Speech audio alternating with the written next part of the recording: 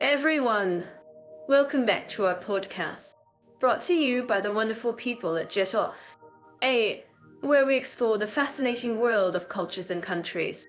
I'm Mira, and I'm super to be here with my partner in crime, Leah. Nice one.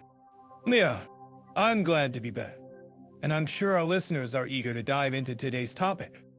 So, let's get started. But before we do, I have to share a funny story from our previous podcast. Do you remember when we were recording, and I accidentally spilled coffee all over the table? Yes, I do remember, and I have to say, it was quite a sight to see you frantically trying to clean it up while still holding the mic. I was laughing so hard, I almost snorted my coffee out my nose. Oh!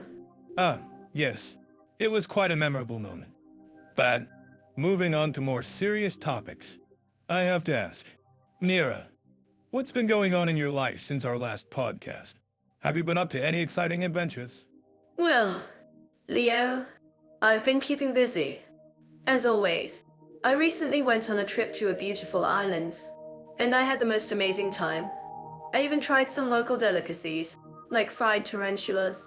Well, but I have to say, it was quite an acquired taste. Fried tarantulas? That's quite a bold move.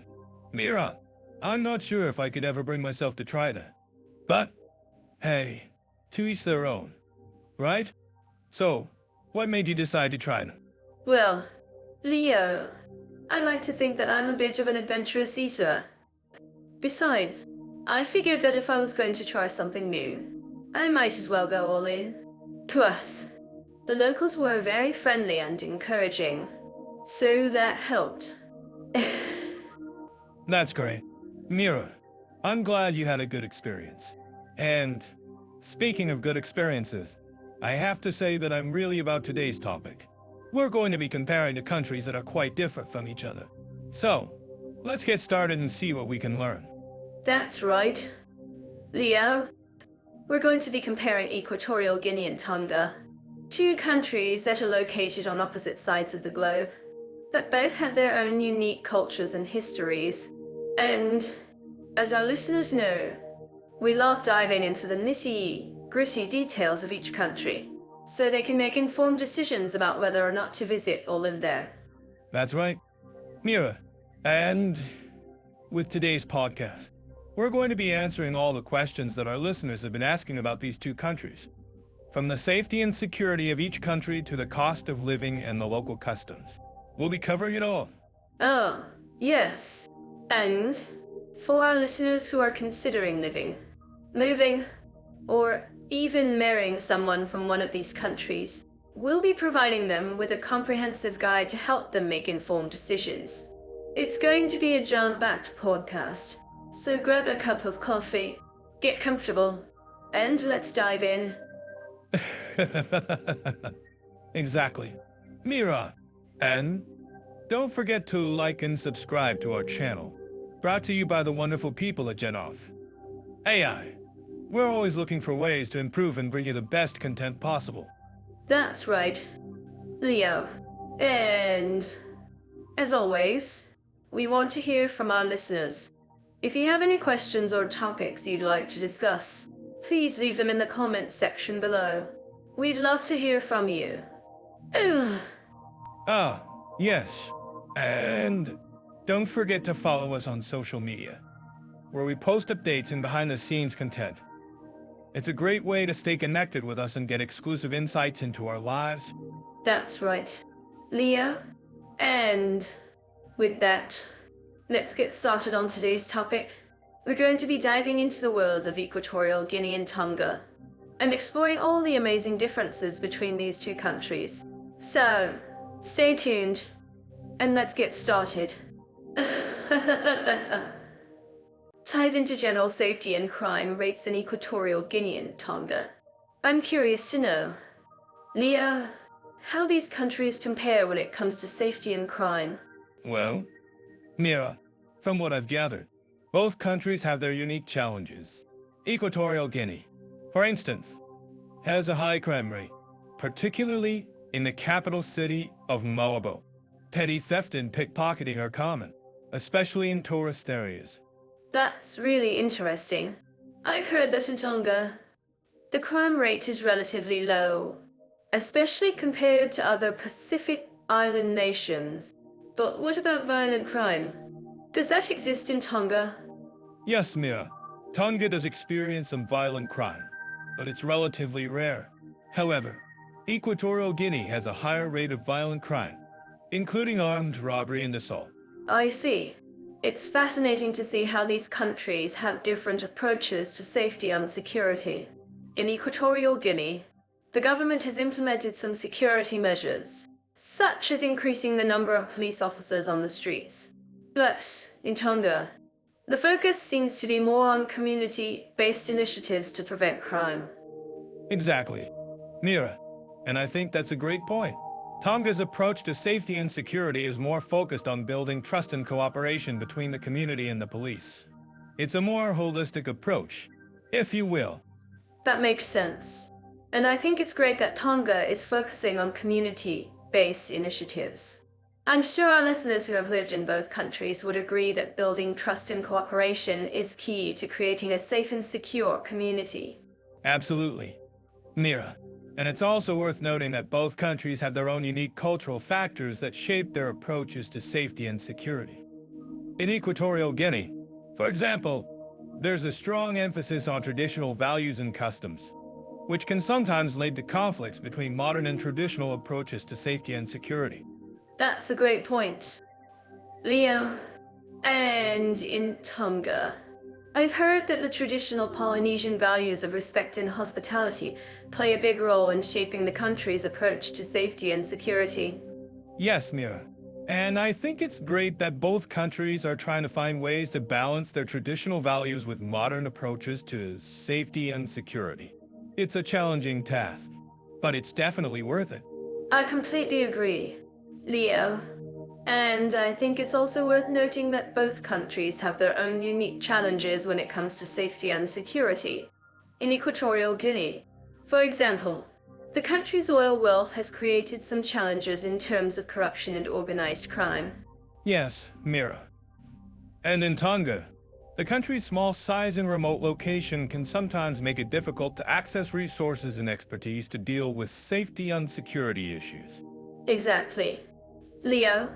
And I think it's great that both countries are working to address these challenges and find ways to improve their safety and security. Well, Mira, I think that's all the time we have for today's topic. But before we move on, I just want to ask our listeners, have you lived in either Equatorial Guinea or Tonga? What are your thoughts on safety and security in these countries? And if you have any questions or comments, feel free to share them in the comments section below. We'd love to hear from you.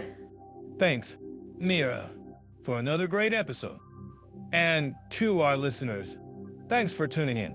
And don't forget to subscribe to our channel for more episodes like this one. And if you like this episode, be sure to give it a thumbs up and share it with your friends. And finally, if you're planning a trip to either Equatorial Guinea or Tonga, be sure to stay safe and aware of your surroundings. And don't forget to try the local cuisine, it's delicious. And that's a wrap for today's episode. Thanks again, Mira, for another great conversation. Thanks, Leo, for your insights and expertise. And to our listeners, thanks for joining us on this journey of discovery and exploration. So let's dive into the world of Equatorial Guinea and Tonga, exploring their unique approaches to political stability and social harmony. I'm curious, Leo, what do you know about the current state of affairs in Equatorial Guinea? Well, I've done some research, and it seems that Equatorial Guinea has a complex political system, with the president holding significant power. But what's interesting is that the country has a relatively high level of social harmony, despite some human rights concerns. That's fascinating. I've heard that the government in Equatorial Guinea has implemented various programs to improve living standards and reduce poverty. But, on the other hand, there are also reports of corruption and authoritarianism. How do you think this affects the social fabric of the country? It's a delicate balance, isn't it? I think the government's efforts to improve living standards have helped to create a sense of stability. But the lack of transparency and accountability has led to resentment among some citizens. And, of course, the country's history of colonialism and conflict has left a lasting impact on the social dynamics. That's so true. And speaking of history, I've read that Tonga has a unique system of governance, with a monarch serving as head of state. What do you know about the current monarch and their role in Tonga's politics? Yes. The current monarch, King Tupuviai, has been instrumental in promoting democracy and good governance in Tonga. The country has made significant strides in recent years, and the king's commitment to transparency and accountability has helped to build trust among citizens. Well, that's impressive. And I'm sure our listeners would love to know more about the daily life of expats in Equatorial Guinea and Tonga. Can you tell us a bit about what it's like to live in these countries? Well, from what I've heard, expats in Equatorial Guinea often face challenges related to bureaucracy and corruption. But the country's natural beauty and rich culture make it a unique and rewarding place to live. In Tonga, on the other hand, expats often comment on the friendly and welcoming nature of the Tongan people, as well as the country's stunning natural scenery. I'm certain that our listeners living in these countries would agree with me that the people are indeed some of the most welcoming and hospitable in the world. And speaking of people, I've read that the government in Equatorial Guinea has implemented programs to promote national unity and social cohesion. Can you tell us more about these initiatives? Yes. The government has launched various initiatives to promote national unity, including programs to support rural development and improve access to education and healthcare. These efforts have helped to create a sense of shared identity and purpose among citizens. That's great to hear. And I'm curious, Leo, what do you think are the biggest challenges facing Equatorial Guinea and Tonga in terms of political stability and social harmony? Well, I think both countries face challenges related to corruption and transparency, as well as the need to balance economic development with social welfare. But overall, I believe that both countries have made significant progress in recent years, and there are many reasons to be optimistic about their futures. For more insights like this, don't forget to check out GitOff, where you can find in-depth analysis and expert commentary on a wide range of topics, including politics and social issues. And if you have any thoughts or experiences related to Equatorial Guinea and Tonga, please share them with us in the comments below. We'd love to hear from you and continue the conversation. Thanks for joining us, Leo. And I hope our listeners have enjoyed this discussion on political stability and social harmony in Equatorial Guinea and Tonga. It's been a pleasure. Mira, and remember, folks, the next time you're about moving to a new country, consider the complexities of its politics and the warmth of its people. Let's dive into the economic conditions and costs of living in Equatorial Guinea and Tonga. I'm curious to see how these two countries compare in terms of job market stability and financial realities for expats. Great topic. From what I've researched, Equatorial Guinea has a relatively strong economy, thanks to its rich oil reserves. However, the cost of living is quite high, especially in the capital city, Malabo. That's what I was Susie. I've heard that Malabo is one of the most expensive cities in Africa. But what about Tonga? Does it have a more affordable cost of living? Tonga, on the other hand, has a relatively low cost of living. In fact, it's one of the cheapest countries in the Pacific. However, the job market is quite limited, and wages are relatively low. That's an interesting contrast. I'm sure our listeners living in Tonga would agree with me that the cost of living is quite low, but the job opportunities are scarce. Exactly. And it's not just about the cost of living. Equatorial Guinea has a relatively high standard of living, with access to modern amenities and services. But Tonga, on the other hand, has a more traditional way of life, with a strong emphasis on community and family. I can see that. And speaking of community, I've heard that Tonga has a very strong sense of cultural identity and tradition. But what about expats? How do they adapt to the local culture? Oh, that's a great question. I've heard that expats in Tonga often face challenges adapting to the local culture. But They also appreciate the warm hospitality and welcoming nature of the Tongan people. I'm sure our listeners would agree with me that cultural adaptation is a crucial aspect of expat life. And what about the economy? How does Equatorial Guinea's economy compare to Tonga's? Well, Equatorial Guinea has a relatively diversified economy, with a mix of oil, agriculture, and manufacturing. However, Tonga's economy is more dependent on remittances and foreign aid. That's a good point. And what about the cost of living in Equatorial Guinea? I've heard that it's quite high, especially for imported goods. Yes, that's true. The cost of living in Equatorial Guinea is quite high, especially for imported goods. But Tonga, on the other hand, has a relatively low cost of living, with affordable prices for local goods and services. I see what you mean. And what about job opportunities? Are there any significant differences between the two countries? Great question. Equatorial Guinea has a relatively strong job market, with opportunities in the oil and gas sector. However, Tonga has a more limited job market, with opportunities mostly in the tourism and hospitality sectors. That's an interesting contrast. I'm sure our listeners would be interested in knowing more about the job market in both countries. Absolutely. And I think it's worth noting that both countries have their own unique challenges and opportunities. Equatorial Guinea has a strong economy, but a high cost of living. Tonga has a low cost of living, but a limited job market. Exactly. And what about our listeners? Do you think they would prefer the economic stability of Equatorial Guinea or the affordability of Tonga? Well, it really depends on their individual priorities and preferences. But I think it's worth considering both options and weighing the pros and cons. I completely agree. And finally, what advice would you give to our listeners who are considering moving to either country? Great question. I would say that it's essential to do thorough research and consider all the factors, including the cost of living, job opportunities, and cultural adaptation. And don't forget to factor in the cost of living in Malabo, Equatorial Guinea. Great advice. Leah, and to our listeners, don't forget to share your experiences and tips in the comments below. We'd love to hear from you. Absolutely. And don't forget to like and subscribe to our channel for more content on expat life and travel. So, we've been exploring the amazing world of Equatorial Guinea and Tonga. And today we're diving into accommodation options on quality. I'm sure many of our listeners are curious about what they can expect when it comes to finding a place to call home in these countries.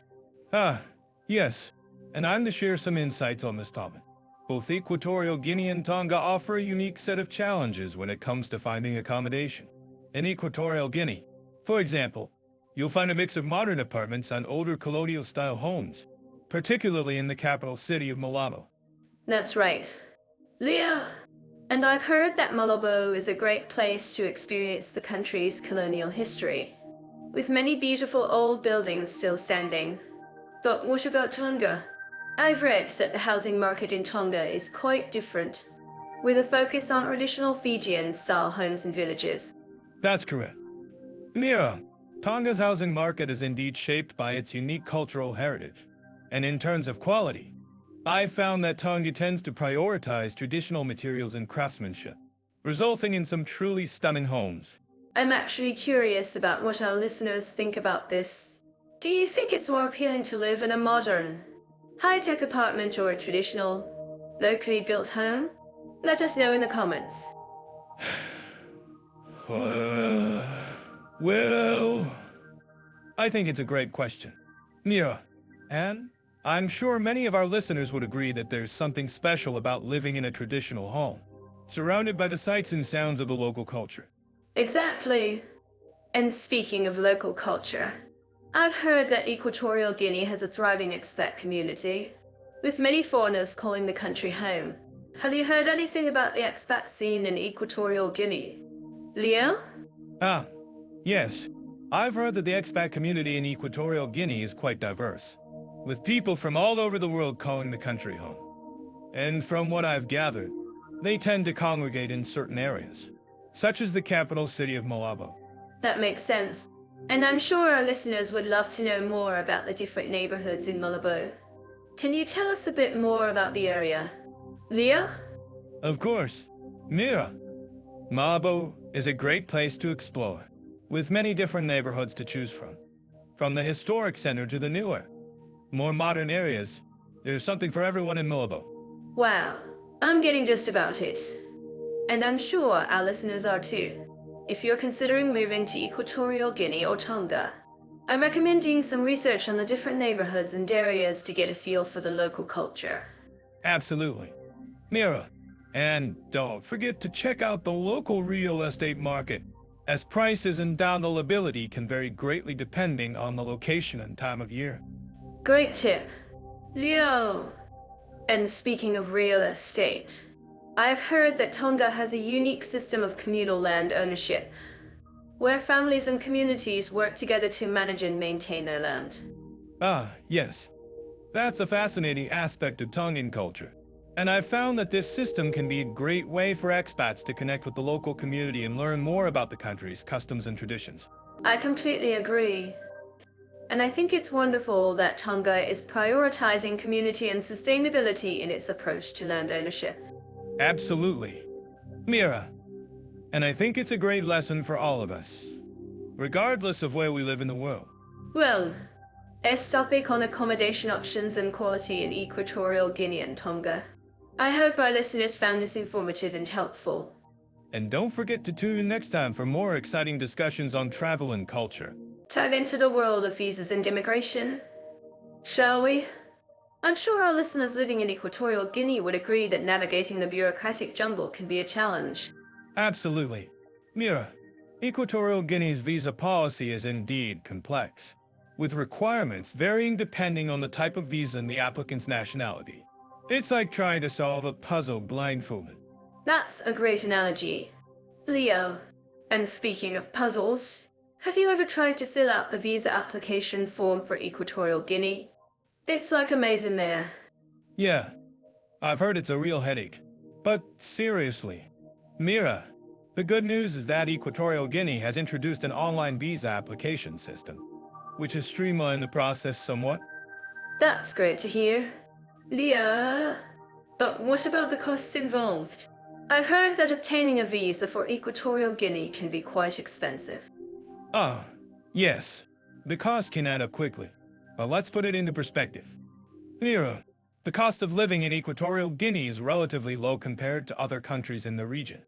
That's true. Leo. And I'm sure our listeners would agree that the cost of living is an important factor when considering a move to a new country. But what about the actual process of getting a visa? Is it a straightforward process? Well, Mira, it's not exactly a walk in the park. But with the right guidance and support, it's definitely possible to navigate the system. And I'm sure our listeners would agree that having a good understanding of the visa requirements and regulations is essential. Absolutely. Leo, and speaking of essential, have you ever tried to deal with the immigration authorities in Equatorial Guinea? It's like trying to get blood from a stone. Yeah, I've heard it's not exactly a pleasant experience. But seriously, Mira, it's kind of like encounter that. The immigration authorities in Equatorial Guinea are responsible for issuing work permits and residence permits, which can be a complex process. That's right. Leo. And I'm sure our listeners would agree that having a good understanding of the immigration laws and regulations is crucial when considering a move to a new country. But what about Tonga? Our second country of comparison. How does its visa and immigration system compare to Equatorial Guinea? Well, Mira, Tonga's visa policy is actually relatively straightforward compared to Equatorial Guinea. Visitors to Tonga can obtain a visa on arrival, which is a great option for tourists and business travelers. That's great to hear. Leo, and I'm sure our listeners would agree that having a visa on arrival can be a huge relief. But what about the process of obtaining a residence permit in Tonga? Is it a complex process? Ah, yes. The process of obtaining a residence permit in Tonga can be a bit more involved, but it's still relatively straightforward compared to Equatorial Guinea. And with the right guidance and support, it's definitely possible to navigate the system. That's reassuring. Leo, And I'm sure our listeners would agree that having a good understanding of the visa requirements and regulations is essential when considering a move to a new country. But what about the costs involved in obtaining a visa and residence permit in Tonga? Are they relatively low compared to Equatorial Guinea? Well, Mira, the costs involved in obtaining a visa and residence permit in Tonga are actually relatively low compared to Equatorial Guinea. And with the right guidance and support, it's definitely possible to navigate the system. That's great to hear. Leo, and I'm sure our listeners would agree that having a good understanding of the visa requirements and regulations is essential when considering a move to a new country. But what about the actual process of getting a visa and residence permit in Tonga? Is it a straightforward process? Well, Mira, the process of getting a visa and residence permit in Tonga is actually relatively straightforward compared to Equatorial Guinea. And with the right guidance and support, it's definitely possible to navigate the system. That's reassuring. Leo, and I'm sure our listeners would agree that having a good understanding of the visa requirements and regulations is essential when considering a move to a new country. But let's summarize what we've discussed so far. What are the key takeaways from our comparison of Equatorial Guinea and Tonga's visa and immigration systems? Well, Mira, the key takeaways from our comparison are that Equatorial Guinea's visa policy is complex and requires careful navigation, while Tonga's visa policy is relatively straightforward. Additionally, the costs involved in obtaining a visa and residence permit in Equatorial Guinea are relatively high compared to Tonga. That's a great summary. Leo, and I'm sure our listeners would agree that having a good understanding of the visa requirements and regulations is essential when considering a move to a new country. And finally, what advice would you give to our listeners who are considering a move to either Equatorial Guinea or Tonga? Well, Mira, my advice would be to do thorough research and understand the visa requirements and regulations before making a decision. And if possible, seek guidance and support from experienced professionals who can help navigate the system. That's great advice. Leo, and I'm sure our listeners would agree that having a good understanding of the visa requirements and regulations is essential when considering a move to a new country. Dive into the healthcare systems in Equatorial Guinea and Tonga. I'm curious. Leo, have you ever been to either of these countries? Actually, no, but I've heard that Equatorial Guinea has some of the worst healthcare in the world. I mean, that's Tonga. It's not exactly a popular tourist destination. Well, that's true. But, you know, every country has its strengths and weaknesses. And let's be real, even in the best healthcare systems, things can go wrong. Absolutely. And I think that's what makes this conversation so interesting. We're not just talking about numbers and statistics. We're talking about real people's experiences. Exactly. And I'm certain that our listeners living in these countries would agree with me. So, let's start with Equatorial Guinea. What do you know about the healthcare system? Well, from what I've read, it's pretty basic. They have a few hospitals, but they're not well equipped, and medical supplies are often in short supply. That's right. And it's not just the infrastructure that's a problem. It's also the lack of trained healthcare professionals. I mean, we're talking about a country with a population of over 1.3 million people, and they have only a handful of doctors. Yeah, it's a huge challenge. But, you know, it's not all doom and gloom. I've heard that the government is trying to improve the healthcare system, and they're even investing in some new hospitals. That's great to hear. And I'm sure our listeners would appreciate any updates on the situation. Now, let's move on to Tonga. What do you know about their healthcare system? Tonga. I've heard that it's a bit of a mixed bag. They have some good hospitals, but they're not well equipped, and medical supplies can be scarce. That's right. And it's not just the healthcare facilities that are a problem. It's also the cost. I mean, healthcare in Tonga is not cheap, and it's not always accessible to everyone. Yeah, that's true. But, you know, it's not all bad news. I've heard that the government is trying to improve the healthcare system, and they're even investing in some new hospitals. That's great to hear. and I'm sure our listeners would appreciate any updates on the situation. You know, it's interesting to compare the two countries. Both have their challenges, but they're also both working to improve their healthcare systems. Absolutely. And I think that's what makes this conversation so valuable. We're not just talking about numbers and statistics. We're talking about real people's experiences and the efforts being made to improve their lives. Exactly. And I'm curious, Leo, have you ever thought about what it would be like to live in either of these countries? Actually, yes. I think it would be a real challenge. But it would also be an amazing opportunity to experience a different culture and way of life. That's a great point. And I'm sure our listeners would love to hear more about your thoughts on this. So, let's open it up to the listeners. If you've lived in either of these countries, please share your experiences in the comments below. And if you have any questions or topics you'd like to discuss, feel free to ask us in the comments as well. Great idea. And remember, folks, we're always here to listen and provide information and resources to help you navigate the healthcare systems in these countries. Absolutely. And don't forget to subscribe to our channel for more informative and entertaining content like this. And if you have any suggestions for future topics or countries to compare, please let us know in the comments below. Thanks for tuning in. Everyone, we'll see you in the next episode. So, let's talk about transportation infrastructure in Equatorial Guinea and Tonga. I bet our listeners in Equatorial Guinea are familiar with the term bumpy roads. It's like a national pastime there. Leo, what's your take on the roads in Equatorial Guinea?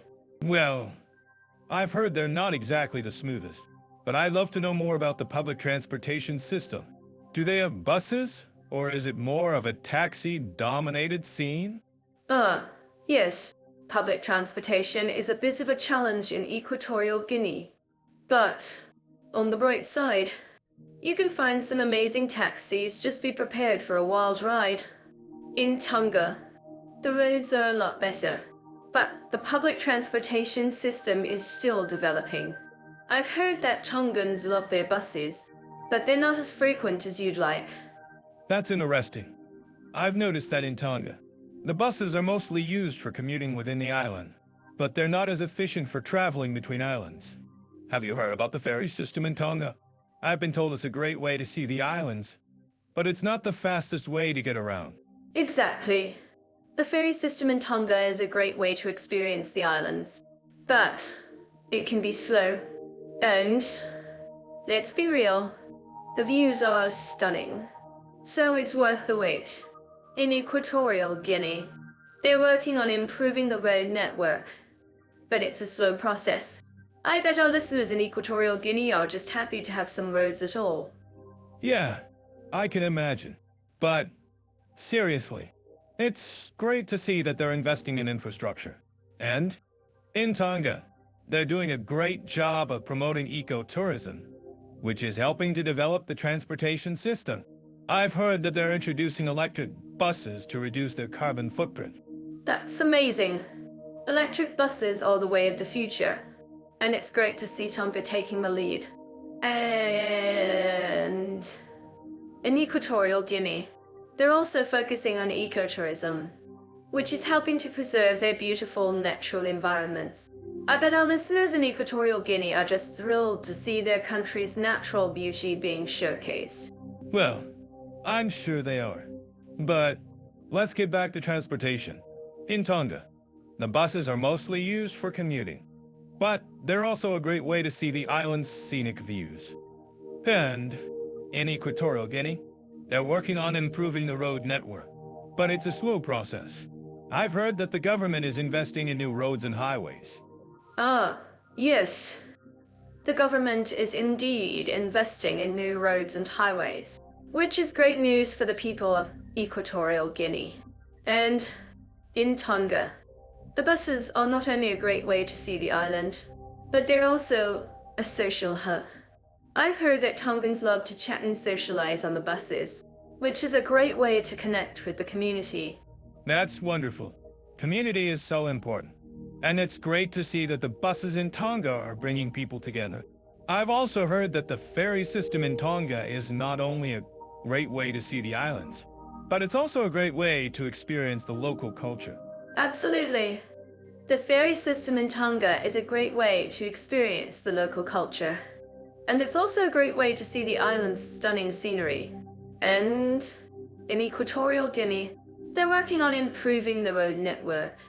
But it's a slow process. I bet our listeners in Equatorial Guinea are just happy to have some roads at all. Yeah, I can imagine. But seriously, it's great to see that they're investing in infrastructure. And in Tonga, they're doing a great job of promoting ecotourism, which is helping to develop the transportation system. I've heard that they're introducing electric buses to reduce their carbon footprint. That's amazing! Electric buses are the way of the future. And it's great to see Tonga taking the lead. And in Equatorial Guinea, they're also focusing on ecotourism, which is helping to preserve their beautiful natural environments. I bet others in Equatorial Guinea are just thrilled to see their country's natural beauty being showcased. Well, I'm sure they are. But let's get back to transportation. In Tonga, the buses are mostly used for commuting, but they're also a great way to see the island's scenic views. And in Equatorial Guinea, they're working on improving the road network, but it's a slow process. I've heard that the government is investing in new roads and highways. Yes. The government is indeed investing in new roads and highways, which is great news for the people of Equatorial Guinea. And in Tonga, the buses are not only a great way to see the island, but they're also a social hub. I've heard that Tongans love to chat and socialize on the buses, which is a great way to connect with the community. That's wonderful. Community is so important, and it's great to see that the buses in Tonga are bringing people together. I've also heard that the ferry system in Tonga is not only a great way to see the islands, but it's also a great way to experience the local culture. Absolutely. The ferry system in Tonga is a great way to experience the local culture. And it's also a great way to see the island's stunning scenery. And in Equatorial Guinea, they're working on improving the road network, but it's a slow process. I bet our listeners in Equatorial Guinea are just happy to have some roads at all. Yeah, I can imagine. But seriously, it's great to see that they're investing in infrastructure. And in Tonga, they're doing a great job of promoting ecotourism, which is helping to develop the transportation system. I've heard that they're introducing electric buses to reduce their carbon footprint. That's amazing. Electric buses are the way of the future. And it's great to see Tonga taking the lead. And in Equatorial Guinea, they're also focusing on ecotourism, which is helping to preserve their beautiful natural environments. I bet our listeners in Equatorial Guinea are just thrilled to see their country's natural beauty being showcased. Well, I'm sure they are. But let's get back to transportation. In Tonga, the buses are mostly used for commuting, but they're also a great way to see the island's scenic views. And in Equatorial Guinea, they're working on improving the road network, but it's a slow process. I've heard that the government is investing in new roads. So we're diving into the world of language barriers and ease of communication in Equatorial Guinea and Tonga. I'm curious. Leo, what's the linguistic landscape like in these two countries? Well, Mira, both countries have a unique set of language challenges. Equatorial Guinea, for instance, has over 10 indigenous languages, including Sang, Biube, and Ndui, which can make communication a bit tricky for expats. That's fascinating. I can imagine it's like trying to speak a different language every day. But what about Tonga? Do they have a more straightforward language situation?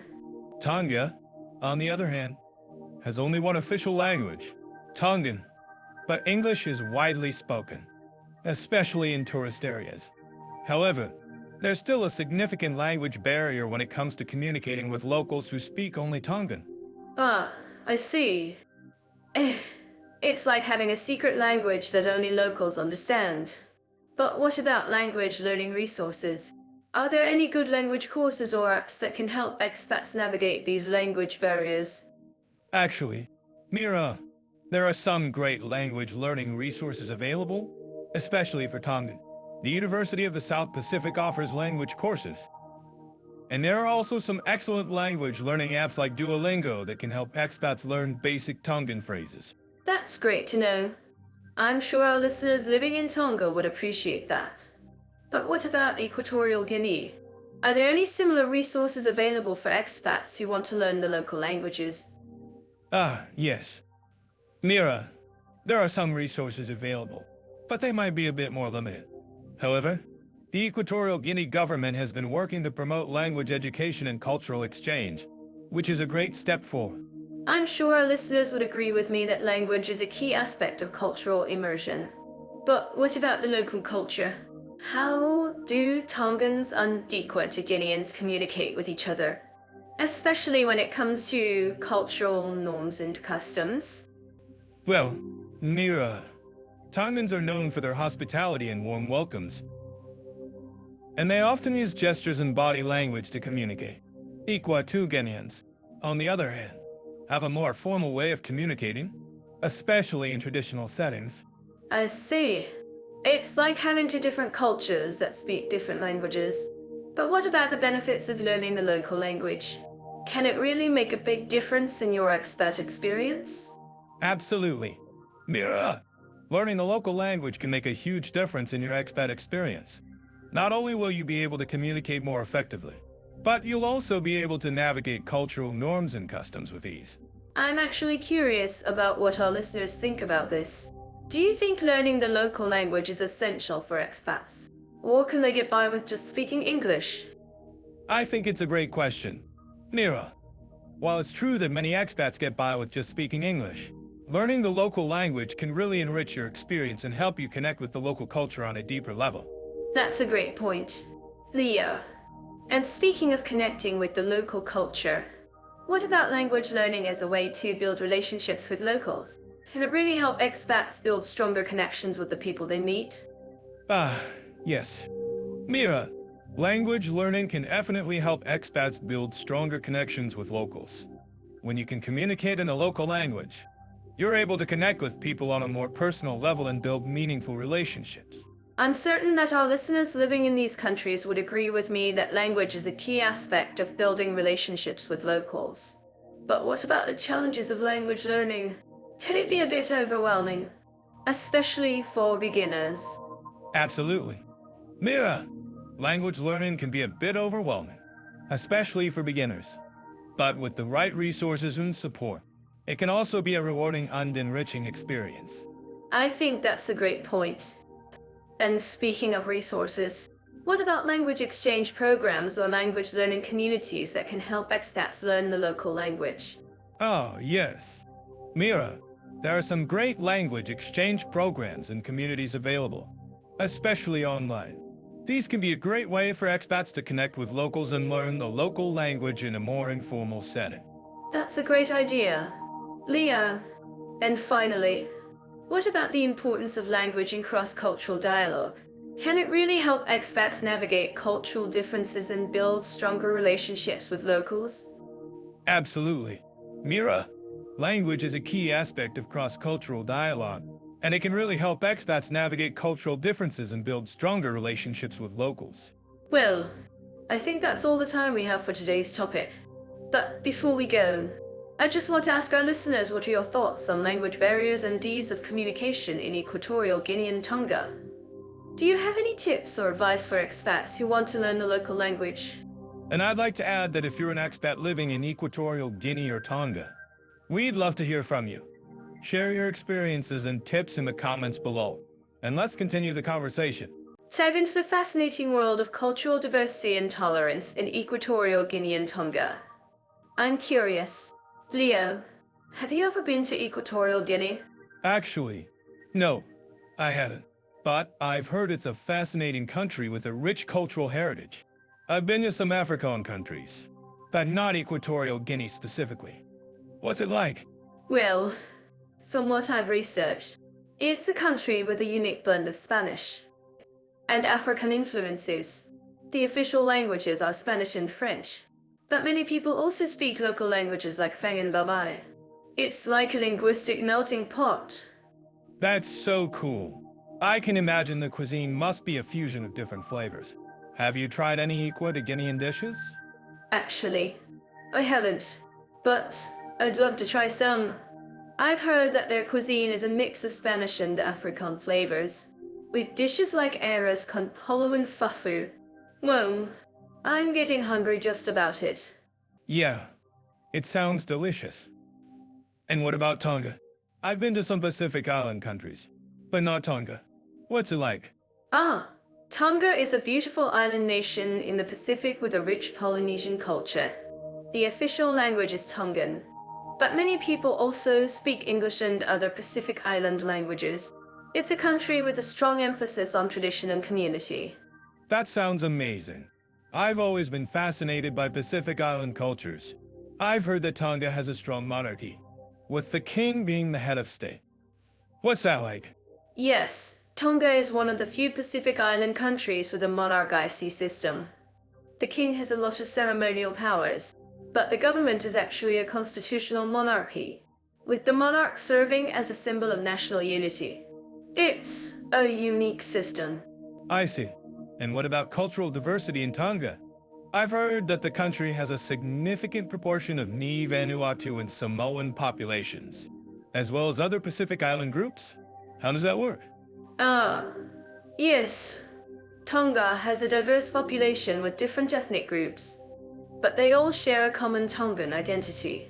The country has a strong emphasis on unity and inclusivity, with different groups living together in harmony. It's a really beautiful thing to see. That's great to hear. And what about Equatorial Guinea? I've heard that the country has a significant proportion of indigenous people who have their own languages and cultures. How does the government support their cultural rights? Oh, yes. Equatorial Guinea has a rich cultural heritage, with many indigenous groups having their own languages, customs, and traditions. The government has actually implemented policies to promote cultural diversity and tolerance, including the creation of a Ministry of Culture and the establishment of cultural centers and festivals. That's great to hear. I'm actually curious about what our listeners think about this. Do you think it's possible for countries with different cultural backgrounds to live together in harmony? Absolutely. I think that's one of the most beautiful things about human culture, our ability to come together and celebrate our differences. And I'm certain that our listeners living in this country would agree with me. Yeah, I'm sure they would. And what about the role of education in promoting cultural diversity and tolerance? Education is a crucial factor in promoting cultural understanding and tolerance in both Equatorial Guinea and Tonga.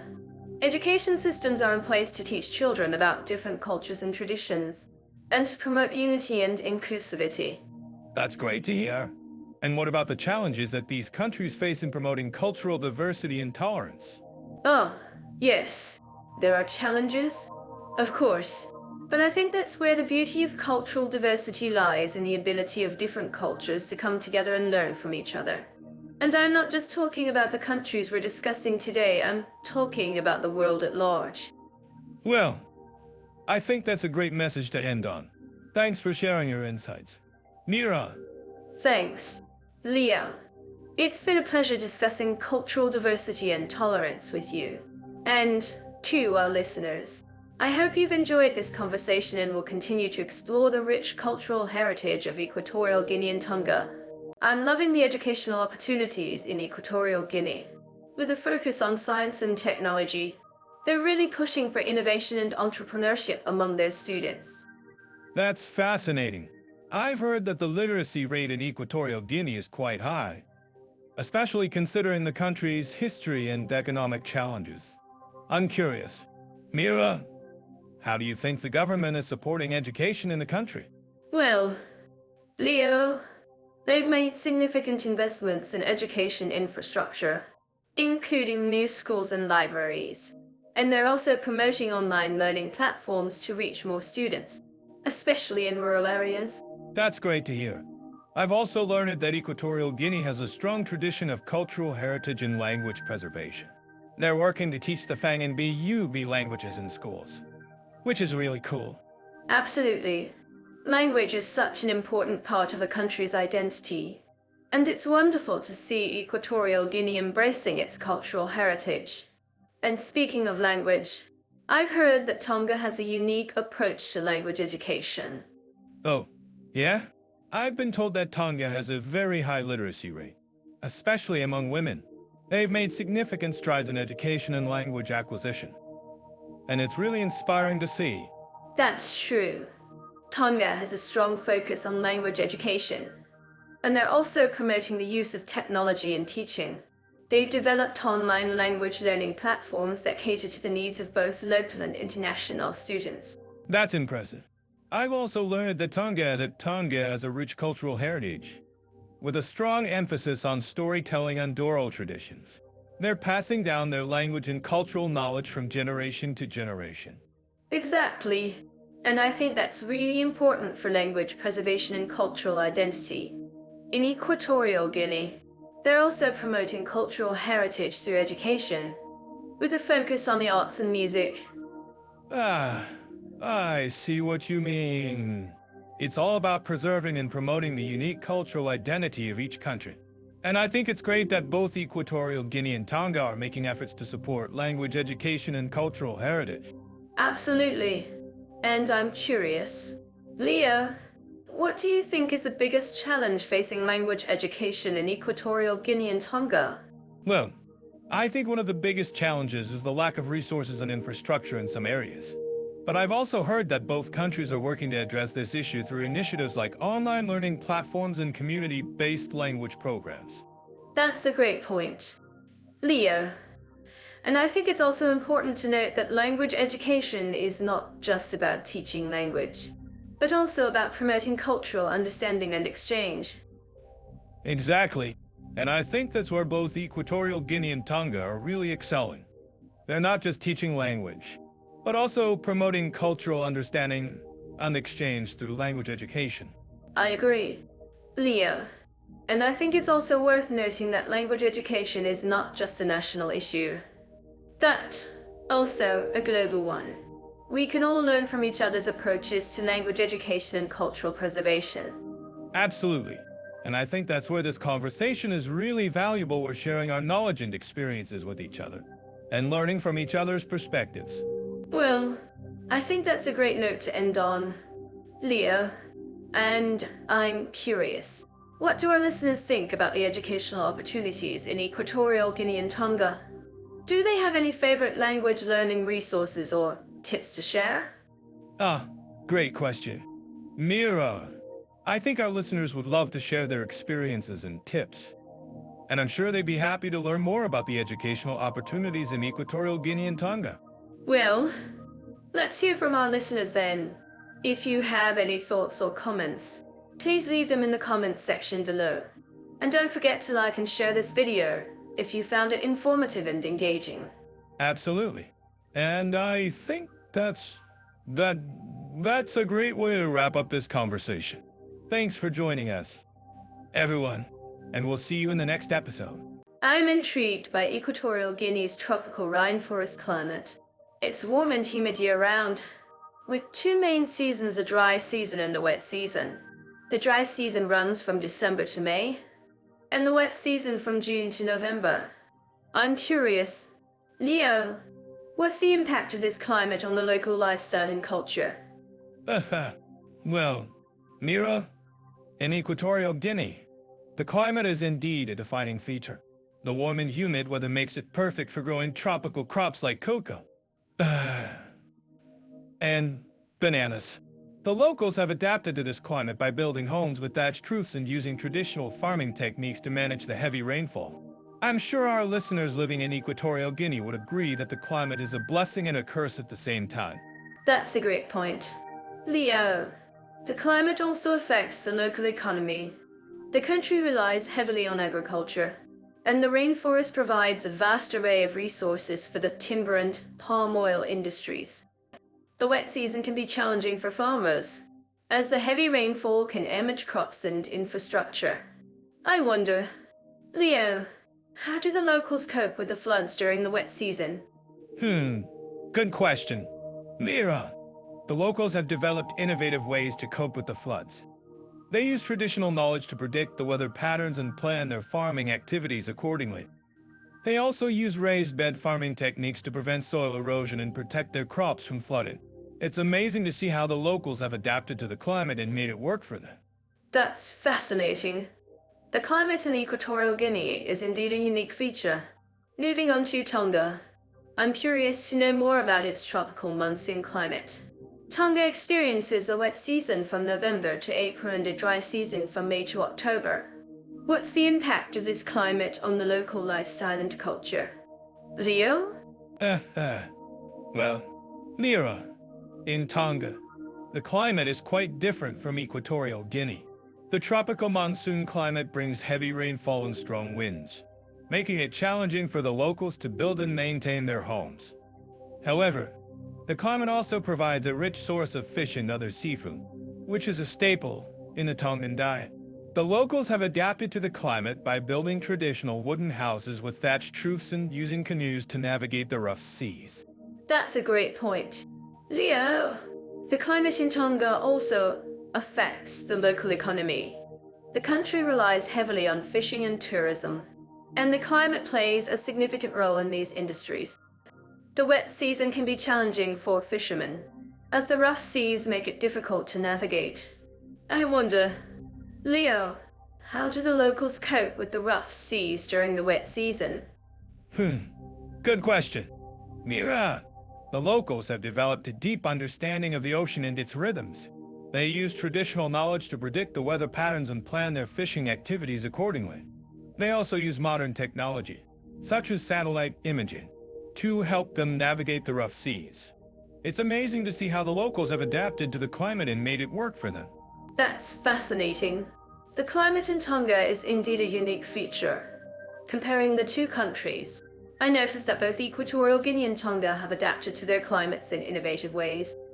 The climate in Equatorial Guinea is generally warmer and more humid, while the climate in Tonga is characterized by heavy rainfall and strong winds. I'm curious, Leo, what do you think is the most significant difference between the two climates? Well, Mira, I think the most significant difference is the level of rainfall.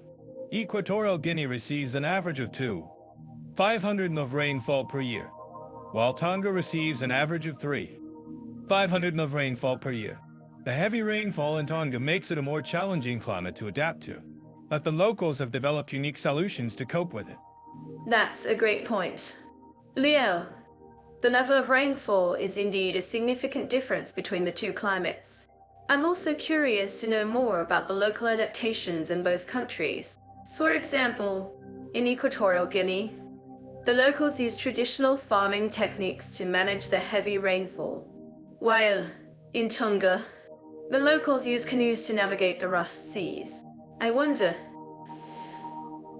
Leo, what other local adaptations have you noticed in both countries? Good question.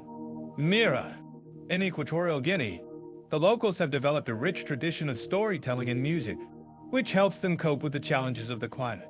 In Tonga, the locals have developed a strong tradition of tattooing, which is an important part of their cultural identity.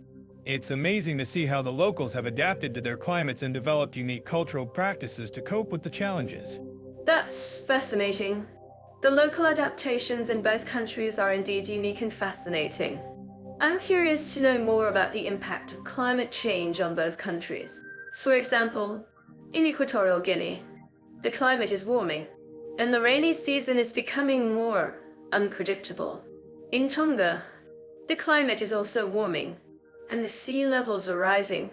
I wonder, Leo, how do you think the locals are coping with the impacts of climate change? Well, Mia, the locals in both countries are taking steps to adapt to the impacts of climate change. In Equatorial Guinea, the government is investing in climate-resilient infrastructure, such as seawalls and flood-resistant buildings. In Tonga, the locals are using traditional knowledge to predict the weather patterns and plan their activities accordingly. It's heartening to see how the locals are taking proactive steps to cope with the impacts of climate change. That's a great point. Leo, The locals in both countries are indeed taking steps to adapt to the impacts of climate change. I'm curious to know more about the role of technology in both countries. For example, in Equatorial Guinea, the government is using modern technology, such as satellite imaging, to help the locals navigate the rough seas. In Tonga, the locals are using mobile phones to access weather forecasts and plan their activities accordingly. I wonder, Leo, what other role do you think technology can play in both countries? Good question. Mira, technology can play a significant role in both countries, especially in terms of early warning systems for natural disasters. In Equatorial Guinea, the government can use technology to predict the weather patterns and alert the locals to potential disasters. In Tonga, the locals can use mobile phones to access weather forecasts and plan their activities accordingly. It's amazing to see how technology can help the locals cope with the challenges of the climate. That's fascinating. The role of technology in both countries is indeed significant. I'm curious to know more about the impact of climate change on the local economy in both countries. For example, in Equatorial Guinea, the climate is warming, and the rainy season is becoming more unpredictable. This can affect the agriculture and fisheries industries. In Tonga, the climate is also warming, and the sea levels are rising. Let's dive into the world of food culture and nutritional alternatives in Equatorial Guinea and Tonga. I'm curious, have you ever tried any traditional dishes from these countries? Leo? Actually, I have. In Equatorial Guinea, I fell in love with the peanut soup. Sopa di mani. It's a staple in the country, and I can see why it's rich, creamy, and absolutely delicious. But I have to say, I'm a bit concerned about the high peanut oil content. Don't you think that's a nutritional red flag? Great point, Leo. But, peanut oil is a good source of monounsaturated fats, which can actually help lower cholesterol levels. I agree that moderation is key. By the way, have you tried the traditional Tongan dish, Nuku'alofa? It's a coconut-based dish with chicken or fish, and it's incredibly flavorful. Nuku'alofa. Yes, I've had it, and it's amazing. The combination of coconut milk, garlic, and ginger is just incredible. But I have to say, I'm a bit concerned about the high saturated fat content in coconut oil.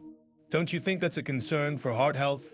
But, Leo, coconut oil is a saturated fat that's actually been shown to have some health benefits, like improving cholesterol profiles and reducing inflammation. And, let's be real, a little saturated fat never hurt anyone. Besides, the coconut oil in Nuku'alofa is often used in moderation, so it's not as big of a concern as you might think. I see what you're saying, Mira, but I still think we need to be mindful of our dietary choices. In Equatorial Guinea, I noticed that many traditional dishes are high in salt and sugar. Don't you think that's a concern for blood pressure and overall health? Leo, you're right again. But let's look at it this way: many traditional dishes in Equatorial Guinea are also high in antioxidants and fiber, which can help offset the negative effects of salt and sugar. And let's not forget, a balanced diet is all about moderation. I'm sure our listeners would agree with me on that. I'm sure they would. Mira, but I'm curious. Have you tried any of the traditional Tongan desserts? I've heard they're to die for. Oh, yes. I've had the traditional Tongan dessert, FASI. It's a sweet pastry made with coconut milk, sugar, and flour, and it's absolutely divine. But I have to say, it's not exactly the healthiest option, is it? No, I think we can both agree on that. But in all seriousness, it's great to see that both Equatorial Guinea and Tonga have a rich culinary heritage that's worth exploring. And let's be real, who doesn't love a good dessert every now and then? Exactly. And I think it's great that we can appreciate the cultural significance of traditional dishes while also being mindful of our dietary choices. If you think this is wrong, Please let us know in the comments. We'd love to hear your thoughts. I think we'll get a lot of comments on this one.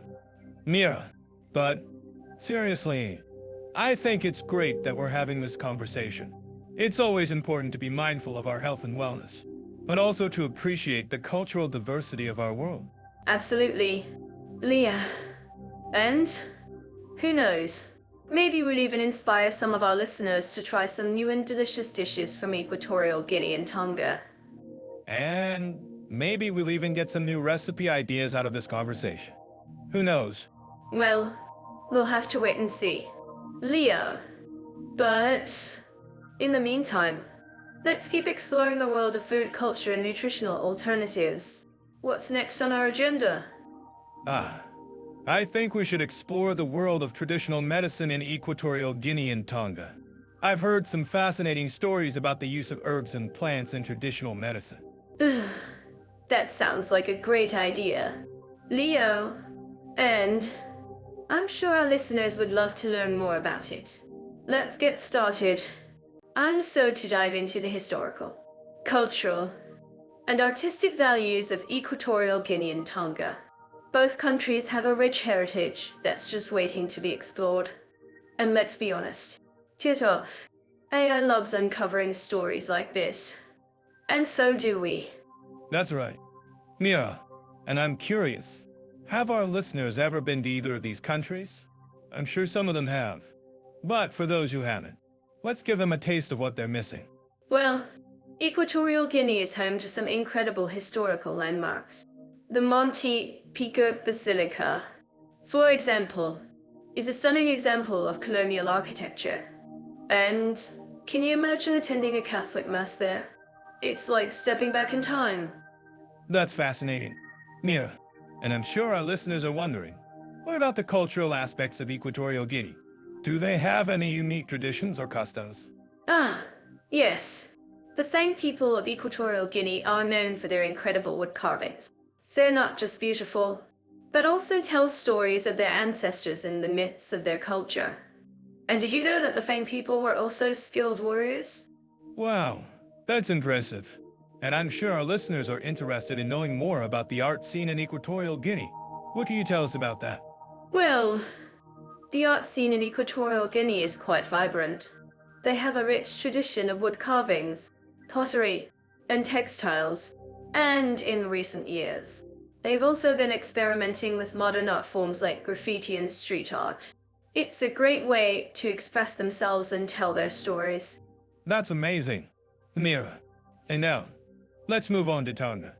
What can you tell us about the historical landmarks in Tonga?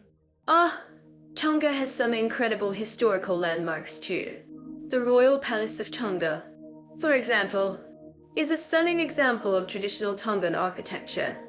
And did you know that it's been the seat of power for the Tongan monarch for centuries? That's impressive. Mira, and what about the cultural aspects of Tonga? What unique traditions or customs can you tell us about? Well, the people of Tonga are known for their love of storytelling and music. They have a rich tradition of oral storytelling, and their music is a fusion of traditional and modern styles. And did you know that they even have their own unique language, called Tongan? Wow, that's fascinating. And I'm sure our listeners are interested in knowing more about the art scene in Tonga. What can you tell us about that? Well, the art scene in Tonga is quite unique. They have a rich tradition of wood carvings, textiles, and pottery. And in recent years, they've also been experimenting with modern art forms like art and contemporary painting. It's a great way to express themselves and tell their stories. That's amazing. Mira, and I'm sure our listeners are interested in knowing more about the connection between Equatorial Guinea and Tonga. Can you tell us about that? Oh, well, both countries have a shared history of colonialism, which has left its mark on their cultures, but despite their differences, they also share some commonalities. For example, both countries have a strong tradition of oral storytelling and music. That's really interesting. Mira, and I think our listeners would agree that both countries have a rich heritage that's worth exploring. And who knows, maybe one day they'll get to experience it firsthand. That's right. Leo, and I'm sure jet off. AI would love to help them plan their trip. After all, they say the best way to learn about a culture is to immerse yourself in it. Well, there you have it, folks. Equatorial Guinea and Tonga may seem like vastly different countries, but they share a common thread of rich history, culture, and art. And who knows, maybe one day we'll get to explore them together. Thanks for joining us on this journey, everyone. And don't forget to subscribe to our podcast and follow us on social media for more exciting content. And if you have any questions or comments, please let us know in the comments section below. I'm set to dive into the natural wonders of Equatorial Guinea and Tonga. Two countries with unique landscapes that'll leave you breathless. Let's start with Equatorial Guinea's stunning coastlines. Can you imagine sailing along the shores of Rio Muni, feeling the ocean breeze and watching the sunset over the Atlantic? Ah, what a perfect description. Equatorial Guinea's coastline is indeed breathtaking. But have you considered the island of Bioko? It's a volcanic gem, with lush rainforests, waterfalls, and even a crater lake. I'm sure our listeners would love to know more about this hidden treasure. Bioko is definitely a must-visit destination. And speaking of rainforests, Equatorial Guinea is home to some of the most biodiverse ecosystems in the world. The lush greenery, the exotic birds, and the majestic trees, it's like stepping into a real-life jungle adventure. That's exactly what I'm talking about. And did you know that Equatorial Guinea is also home to the famous Sobiang National Park? It's a protected area that's home to a wide range of wildlife, including elephants, buffaloes, and even lions. Our listeners might be wondering, what's the best way to experience the park's natural beauty? Excellent question. Leo, I think the best way to experience the park's natural beauty is to take a guided tour. Not only will you get to see the amazing wildlife up close, but you'll also learn about the local flora and fauna. And who knows, you might even spot some of the rarest animals in the world. That sounds like an incredible adventure. And now, let's shift our attention to Tonga.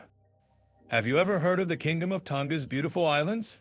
With their crystal clear waters, white sandy beaches, and coral reefs. It's a snorkeler's paradise.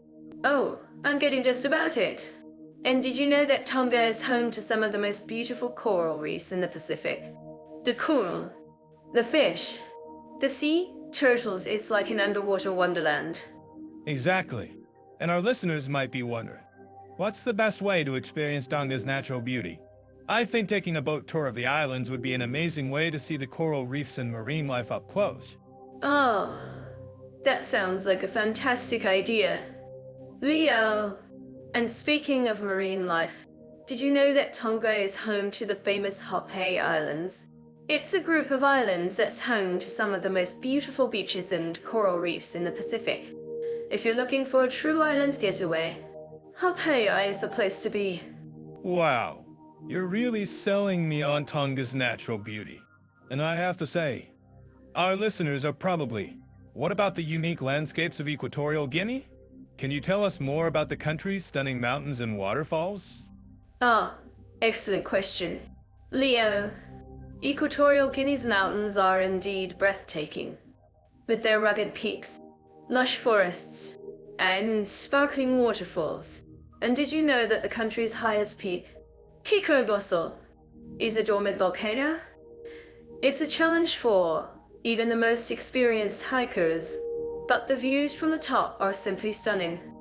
That sounds like an incredible adventure. And now, let's wrap up our discussion on the natural beauties and landscapes of Equatorial Guinea and Tonga.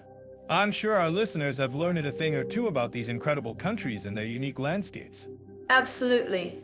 Leo, and if you're planning a trip to either country, I highly recommend taking a guided tour to experience the natural beauty up close.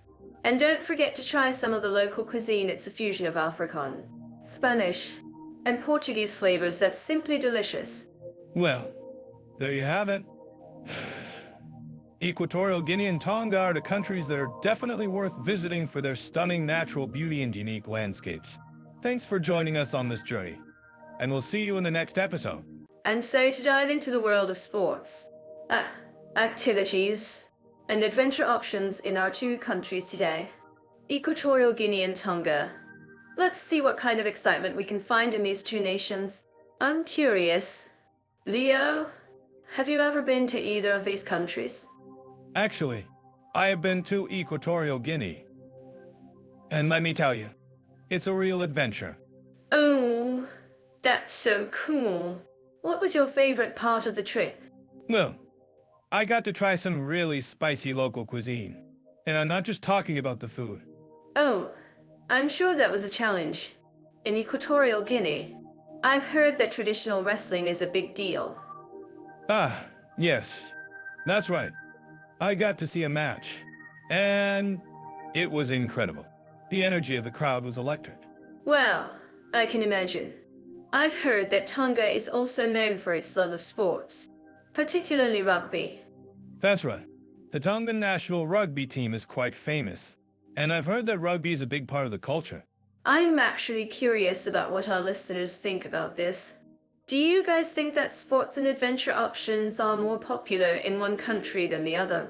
Well, I think it's hard to say. But I do think that Equatorial Guinea has a more rugged terrain, which makes it perfect for outdoor activities like hiking and camping. That's a great point. I've heard that the beaches in Tonga are just stunning, and I'm sure that's a big draw for tourists. Yes, the beaches are definitely a highlight of Tonga. But I think Equatorial Guinea has some amazing national parks and wildlife reserves. Oh, that's right.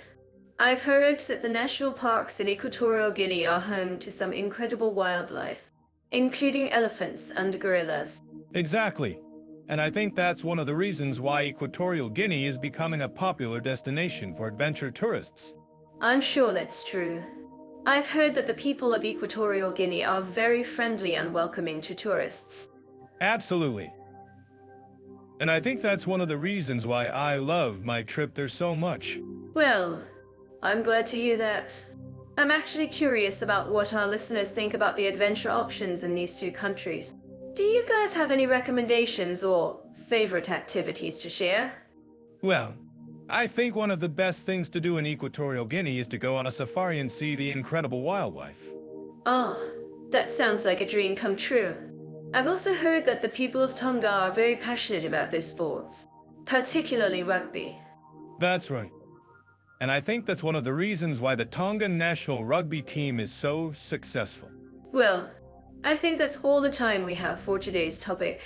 Thanks for sharing your insights and experiences with us. Leo. Thanks. Mira, it was a lot of fun. I'm sure our listeners will love hearing about the sports and adventure options in Equatorial Guinea and Tonga. If you guys have any questions or comments, please let us know in the comments section below. And don't forget to subscribe to our channel and hit the notification bell so you can stay up to date with all our latest episodes. Thanks for tuning in, everyone. So, Equatorial Guinea and Tonga. Two countries that might not be the first ones that come to mind when of Nightlife. But let's dive in and see what we can discover. I was actually. Nightlife in Equatorial Guinea? That's a story I'd love to hear.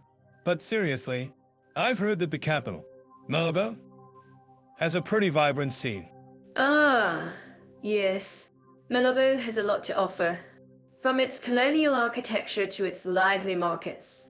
And when it comes to nightlife, there are a few spots that are definitely worth checking out. I'm intrigued. What kind of spots are we talking about? Bars, clubs, or something more unique? Well, for example, there's the Malabo market, which is a great place to experience the local culture and try some of the traditional foods. And then there's the Bar La Canita, which is a popular spot for live music and dancing. That sounds like a great way to experience the local culture. But what about Tonga? I've heard that it has a more laid-back vibe. Yes. Tonga is definitely known for its relaxed atmosphere. But when it comes to nightlife, it has its own unique charm.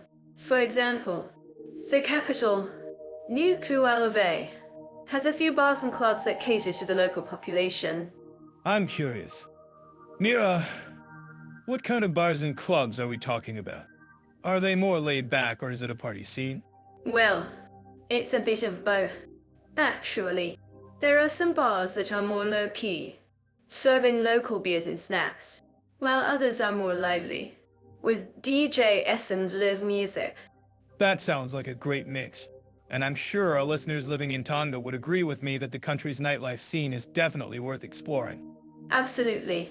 And I'm actually curious about what our listeners think about this. Do you think that the nightlife scenes in Equatorial Guinea and Tonga are more similar or more different?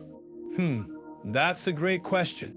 Mia, I think that both countries have their own unique nightlife scenes, but they also share some similarities. For example, both countries have a strong emphasis on live music and traditional performances. Oh, yes. That's a great point. And I think that's something that really sets them apart from other countries. But what about festivals and events? Do they have any notable ones? Yes. Both countries have some amazing festivals and events. For example, Equatorial Guinea has the Fiesta Deal of Vendimia, which is a wine harvest festival that's definitely worth checking out. Wow, that sounds like a great experience. And in Tonga, I've heard that there's the annual Fatai Amali Festival, which celebrates the country's traditional music and dance. That sounds like an amazing event, and I'm sure that our listeners would love to hear more about it. Absolutely. And I think that's what's great about comparing the nightlife scenes in these two countries. We can learn so much about their unique cultures and traditions. Exactly. And I think that's something that our listeners can really appreciate. So, let's continue exploring the nightlife scenes in Equatorial Guinea and Tonga, and see what other surprises we can discover. Sounds like a plan. Leo. And who knows? Maybe we'll even inspire some of our listeners to plan a trip to one of these countries and experience the nightlife for themselves. And I'm sure that our listeners would love to hear about their experiences. Dive into family-friendly environments and children's activities in Equatorial Guinea and Tonga. I'm to share my thoughts on this topic. That sounds like a blast. I've heard that both countries have a strong emphasis on family, but I'm curious to know more about the specifics. What's the vibe like in Equatorial Guinea? Well, Equatorial Guinea has a rich cultural heritage, and family is at the heart of their society. They have a saying, La familia est tout, which means family is everything. Oh, I love that. It's great to see a culture that values family so much. But what about children's activities? Are there any fun things for kids to do in Equatorial Guinea? Actually, yes. There are plenty of outdoor activities that kids can enjoy, like visiting the Monte Pico Bosel National Park or going on a safari in the Luba Plateau. And, of course, there's the beautiful Atlantic coastline where kids can play and swim. That sounds amazing. I'm sure our listeners would love to know more about these activities. What about Tonga? Though, how does it compare to Equatorial Guinea in terms of family-friendly environments? Well, Tonga has a strong focus on traditional values and family is at the forefront of their society. They have a saying, Ofa atu ahikai, which means be kind to one another.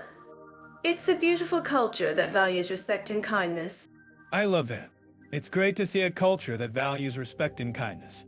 But what about children's activities in Tonga? Are there any fun things for kids to do? Actually, yes. There are plenty of outdoor activities that kids can enjoy, like visiting the Ha'among Maui Triathlon or going on a boat tour of the island. And, of course, there's the beautiful beaches where kids can play and swim. That sounds amazing. I'm sure our listeners would love to know more about these activities. It's interesting to see how both countries value family and have a strong focus on traditional values. Exactly. And I think it's worth noting that both countries have a relatively low crime rate, making them safe for families to visit and live in. That's great to hear. I'm sure our listeners would appreciate knowing that. What do you think is the biggest difference between the two countries in terms of family-friendly environments? That's a good question. I think one of the biggest differences is the size of the countries. Equatorial Guinea is a larger country with more cities and attractions, while Tonga is a smaller island nation with a more laid-back atmosphere. That makes sense. I can see how that would make a difference in terms of family-friendly activities. what do you think is the biggest similarity between the two countries? I think one of the biggest similarities is the emphasis on family and traditional values. Both countries value respect, kindness, and family above all else. That's a great point. I think that's something that our listeners would appreciate knowing. And, of course, we have to mention the food. What are some traditional dishes that kids might enjoy in both countries? Great question. In Equatorial Guinea, kids might enjoy dishes like faku or EGSI soup, while in Tonga, they might enjoy dishes like halusami or FASI. Those sound delicious. I'm sure our listeners would love to try them. And finally, what do you think is the most important thing for families to consider when visiting or living in either of these countries? I think the most important thing is to be respectful of the local culture and traditions. Both countries value family and tradition highly, so it's essential to be mindful of that when visiting or living there. That's a great point. I think that's something that our listeners would appreciate knowing. Well, stop it. Thanks for sharing your thoughts on family-friendly environments and children's activities in Equatorial Guinea and Tonga. Thanks for having me. I hope our listeners found this conversation helpful and informative. And remember, if you have any questions or comments, please let us know in the comments section. That's right. We love hearing from our listeners and learning more about their experiences. Thanks for tuning in, and we'll see you in the next episode. And so to dive into the topic of LGBT-friendly atmosphere in Equatorial Guinea and Tonga. Both countries have made significant strides in promoting inclusivity and acceptance, but there's still a lot to explore. Well, that's right. Mira, Equatorial Guinea has been working to establish a more tolerant and accepting society, but it's still a work in progress. I've heard that the country has made some significant steps in recent years to improve LGBT rights. But it's not without its challenges. Exactly. And Tonga, on the other hand, has a more established reputation for being a welcoming and inclusive country. In fact, Tonga has been recognized as one of the most LGBT-friendly countries in the Pacific. Well, that's impressive. I've heard that Tonga has a strong tradition of accepting and embracing diversity, and it's reflected in its laws and policies. But, of course, there's always room for improvement. I'm curious. Leo, have you heard about the LGBT community in Equatorial Guinea? I've heard that it's still relatively small, but it's growing and becoming more vocal. Yes. I've heard that the LGBT community in Equatorial Guinea is still in its early stages, but it's definitely making strides. There are several organizations and groups working to promote LGBT rights and awareness, and they're doing some great work. That's so cool. And in Tonga, I've heard that the community is much more established and visible. In fact, Tonga has a vibrant LGBT scene, with several bars and clubs that cater to the community. That's amazing. I've heard that Tonga's LGBT community is known for being welcoming and inclusive, and it's a great place for people to express themselves and connect with others. I'm actually curious about what our listeners think about this. If you're living in either Equatorial Guinea or Tonga, please let us know in the comments about your experiences with the LGBT community. Great point. Mira, and let's talk about the laws and policies in both countries. Equatorial Guinea has made some significant steps in recent years to improve LGBT rights, but it's still a work in progress. Exactly. And in Tonga, the laws are much more favorable to the LGBT community. In fact, Tonga has a reputation for being one of the most LGBT-friendly countries in the Pacific. That's right.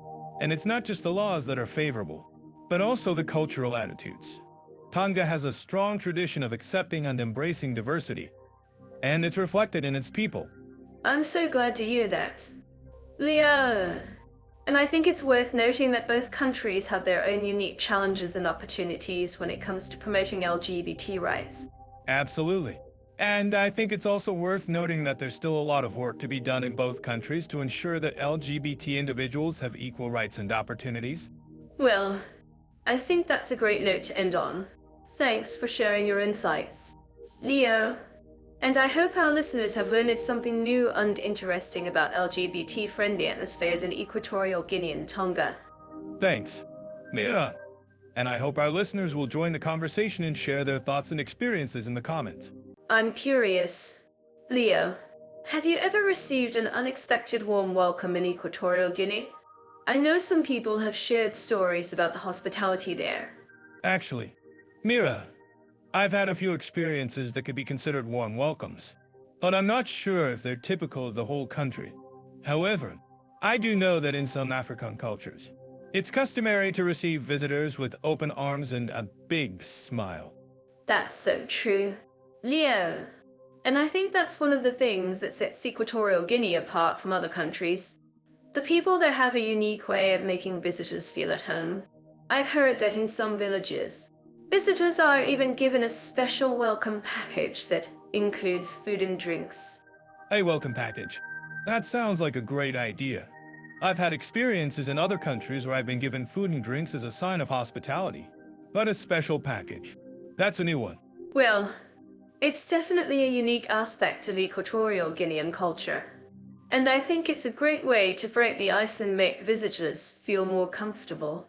But, Leo, I have to ask, have you ever had any experiences with cultural norms around integration in Equatorial Guinea? Yes. Actually, I found that in Equatorial Guinea, there's a strong emphasis on community and family ties. When you're visiting, it's not uncommon for your host family to introduce you to their friends and neighbors, and even invite you to join in on family gatherings. That's so cool.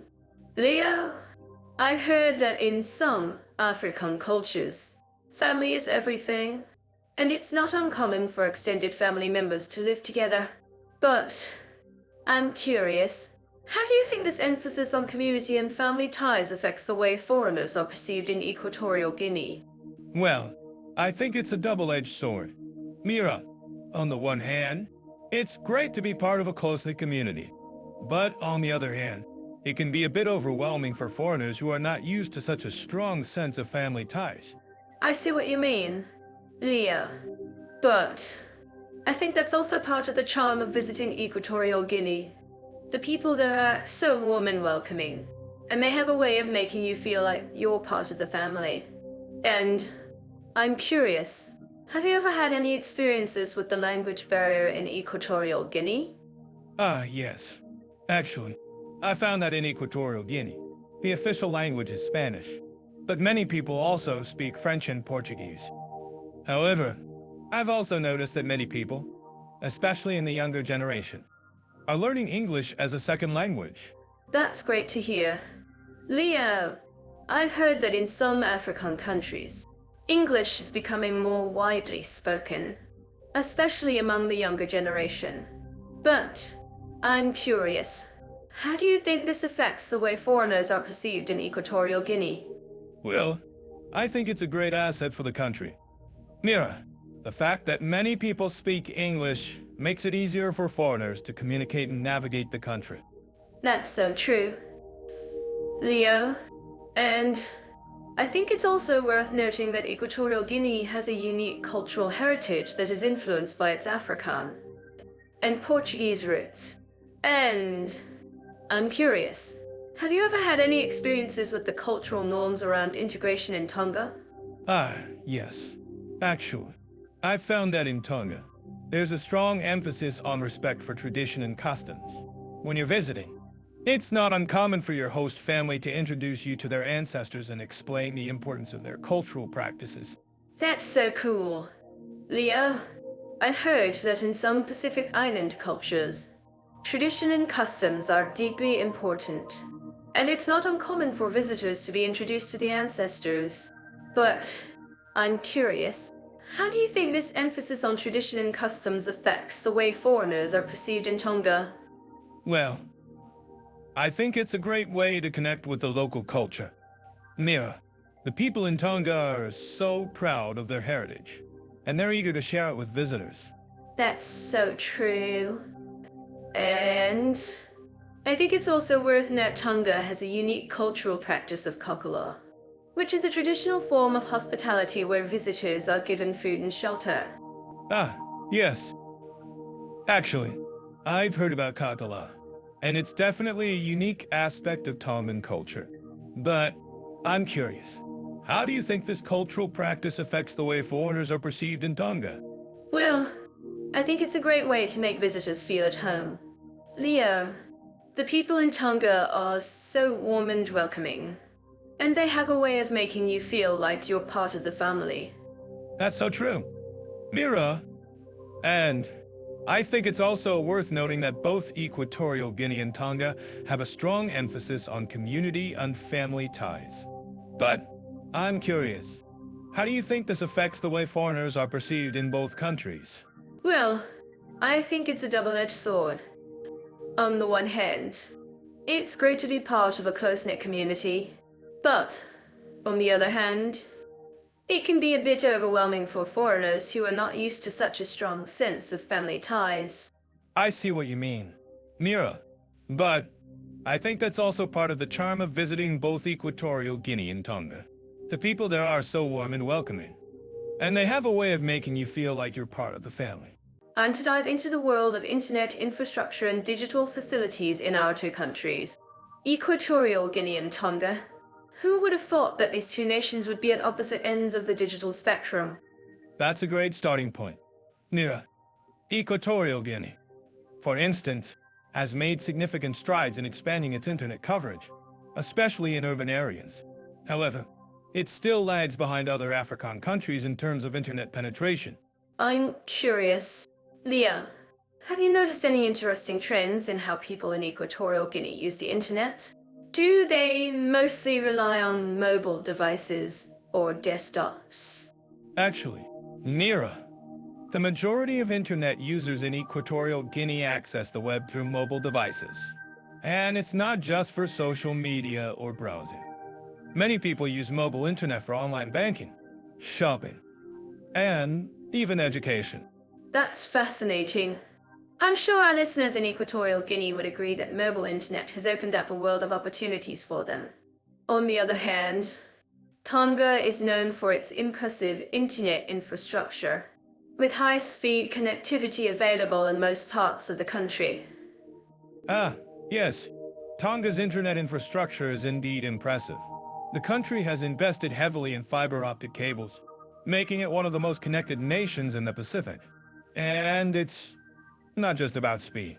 Tonga's internet services are also relatively affordable. I'm curious. Leo, have you noticed any unique digital trends in Tonga? Perhaps something that sets it apart from other Pacific Island nations? Well, Mira, Tonga has a thriving digital nomad community.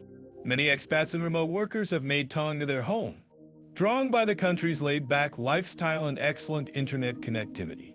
Wow, that's amazing. I can see why Tonga would be an attractive destination for digital nomads. But what about the digital divide in Equatorial Guinea? How do people in rural areas access the internet? Ah, that's a great question. Mira, in Equatorial Guinea, rural areas often lack reliable internet connectivity. However, the government has implemented initiatives to improve internet access in these areas, including the deployment of satellite internet.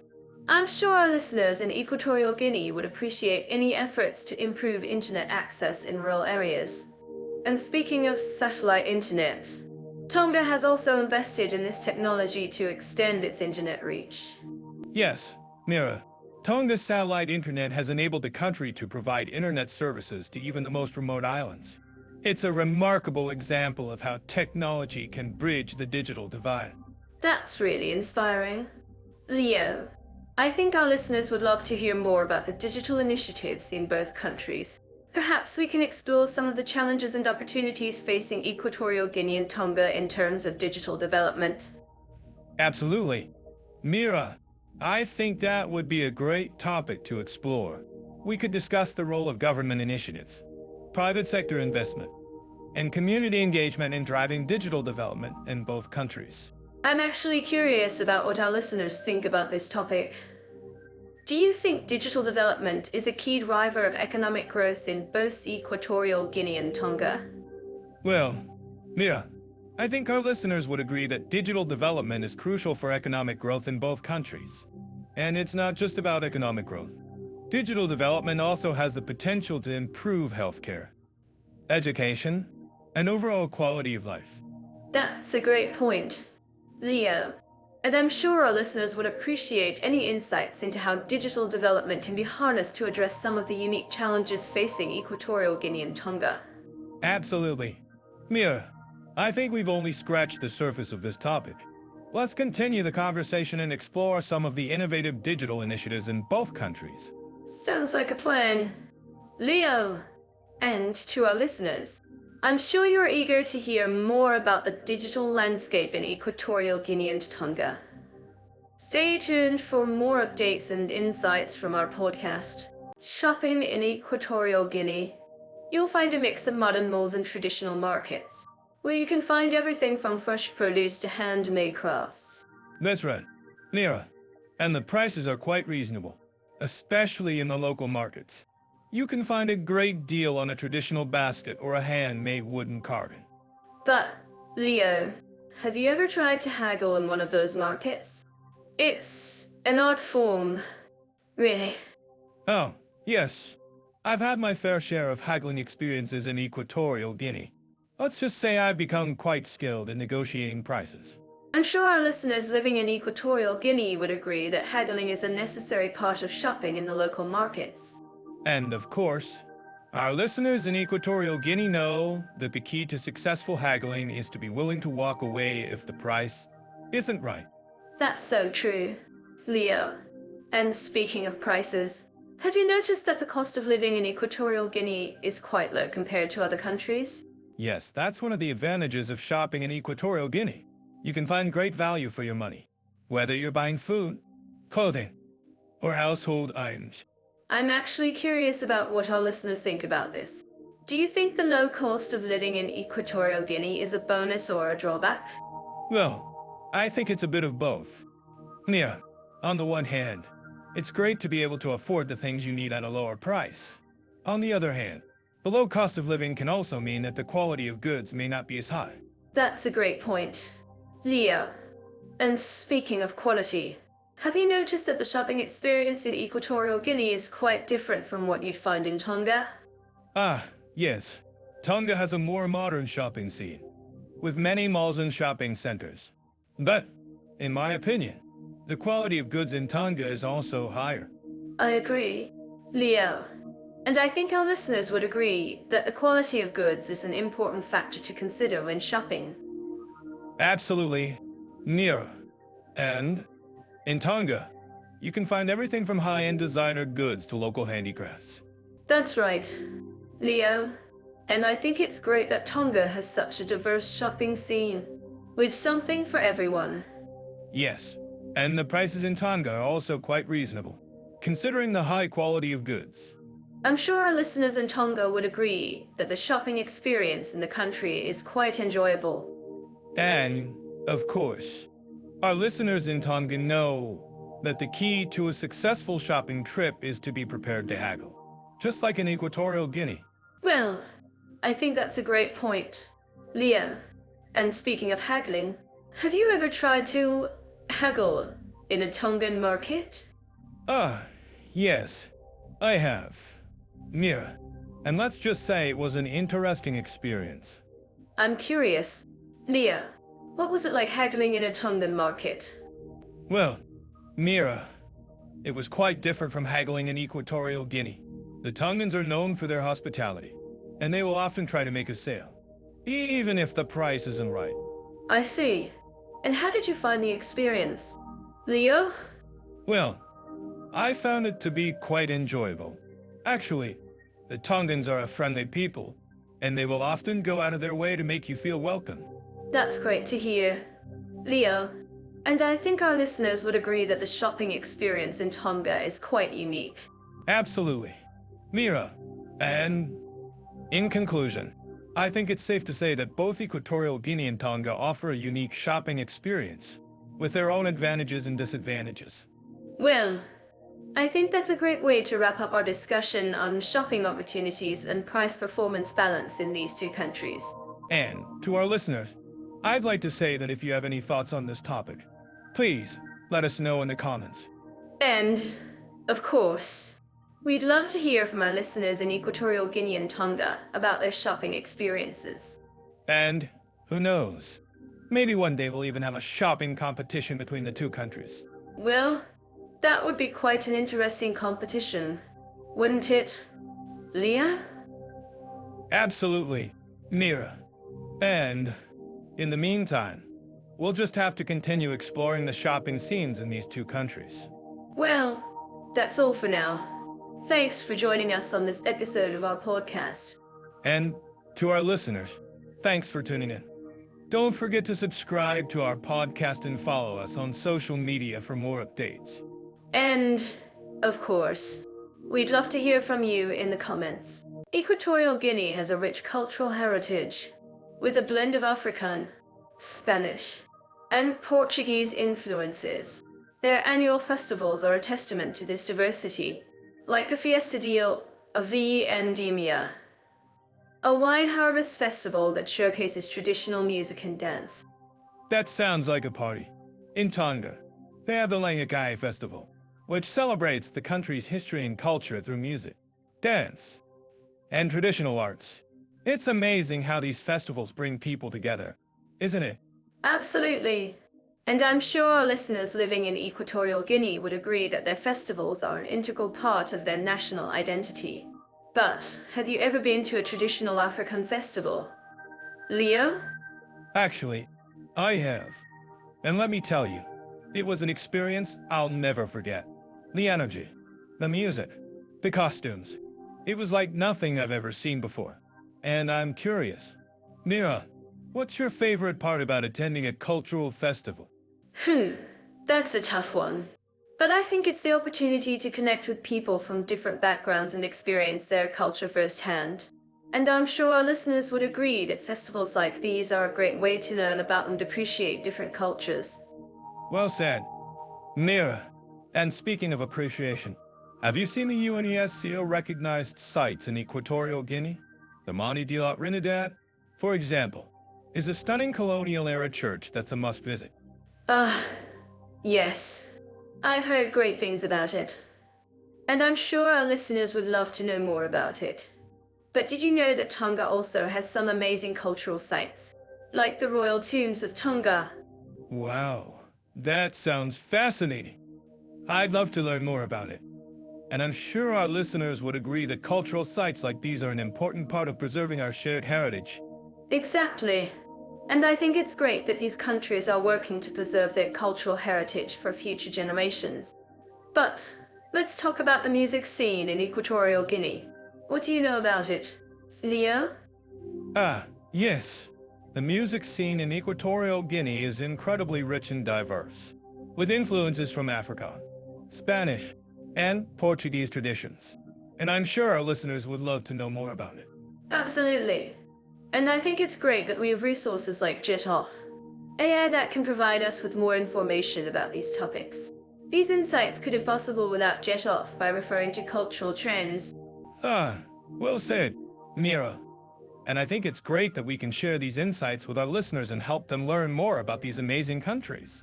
So, what do you think is the most unique aspect of the cultural events in Equatorial Guinea and Tonga? Leo?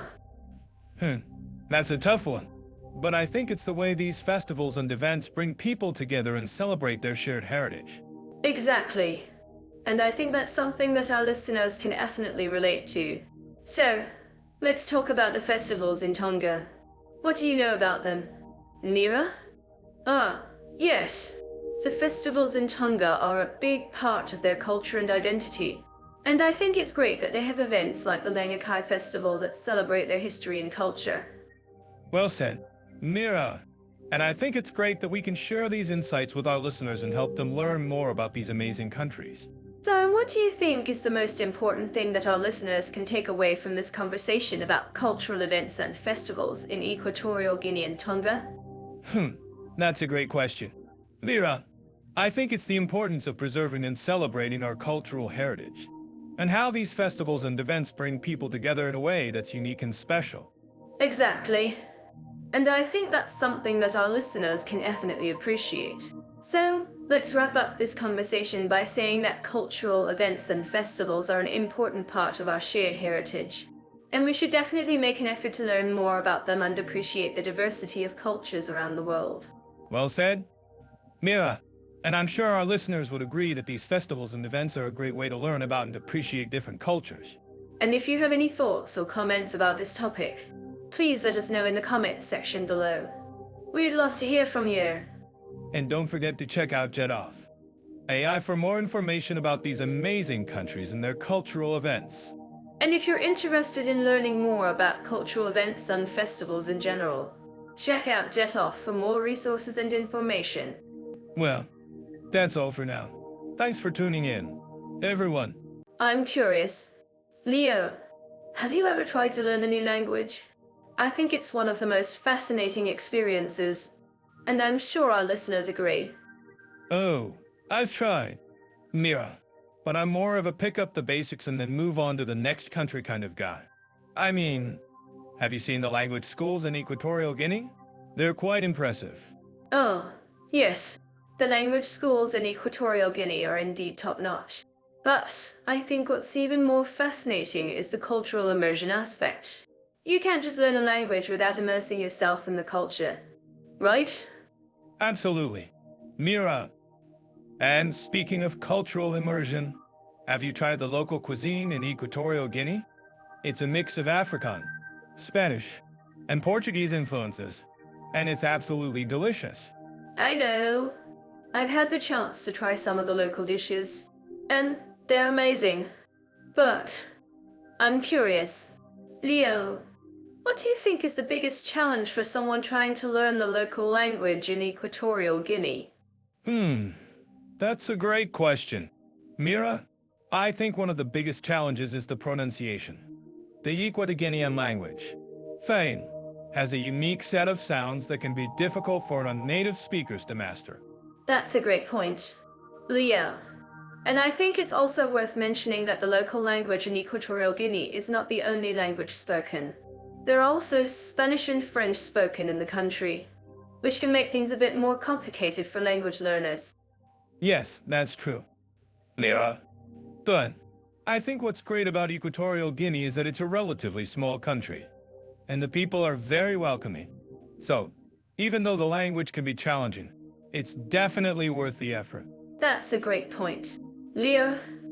And I think if our listeners living in Equatorial Guinea would agree with me, they would say that the local language is not the only thing that's worth learning. The culture, the customs, and the history of the country are all equally important. Absolutely. Mira. And speaking of culture, have you heard about the traditional dances in Equatorial Guinea? They're absolutely breathtaking. Ah, yes. I've seen videos of the traditional dances, and they're incredible. But I think what's even more fascinating is the way the language and culture are intertwined. For example, the Fang language has a rich tradition of storytelling, and the stories are often passed down through generations. Wow, that's amazing. Mira, I didn't know that. And I think it's also worth mentioning that the language and culture in Equatorial Guinea are not the only things that are unique. The country itself is home to a diverse range of ecosystems, including rainforests, mangroves, and coral reefs. That's right, Leo. And I think if our listeners are interested in learning more about the language and culture in Equatorial Guinea, there are many resources available online, including language courses, cultural immersion programs, and documentaries. Absolutely. Mira. And speaking of documentaries, have you seen the one about the traditional music in Equatorial Guinea? It's absolutely fascinating. Ah, yes. I've seen it, and it's amazing. But I think what's even more interesting is the way the local language and culture are being preserved and promoted in the country. For example, there are many local language schools and cultural centers that are working to preserve the traditional languages and customs. That's great to hear. Mira. And I think It's also worth mentioning that the local language and culture in Equatorial Guinea are not the only things that are worth learning. The history of the country, including the colonial period and the struggle for independence, is also an important part of the country's cultural heritage. Absolutely. Leo. And I think if our listeners are interested in learning more about the local language and culture in Equatorial Guinea, they should definitely check out some of the local language schools and cultural centers. Agreed. Mira. And speaking of language schools, have you heard about the ones in Tonga? They're actually quite similar to the ones in Equatorial Guinea, but with a few unique twists. Ah, yes. I've heard about the language schools in Tonga, and they're definitely worth checking out. But I think what's even more fascinating is the way the local language and culture are being preserved and promoted in the country. That's right. Mira. And I think it's also worth mentioning that the local language and culture in Tonga are not the only things that are unique. The country itself is home to a diverse range of ecosystems, including coral reefs, mangroves, and tropical forests. That's right, Leo. And I think if our listeners are interested in learning more about the local language and culture in Tonga, there are many resources available online, including language courses, cultural immersion programs, and documentaries. Absolutely. Mira. And speaking of documentaries, have you seen the one about the traditional music in Tonga? It's absolutely fascinating. Ah, yes, I've seen it, and it's amazing.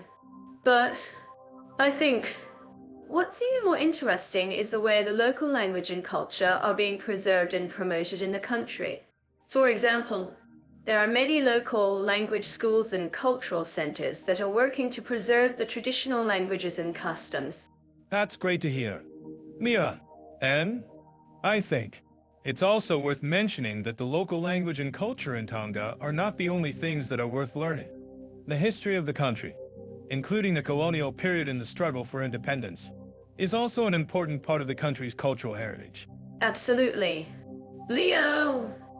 And I think if our listeners are interested in learning more about the local language and culture in Tonga, they should definitely check out some of the local language schools and cultural centers. Agree. Mira.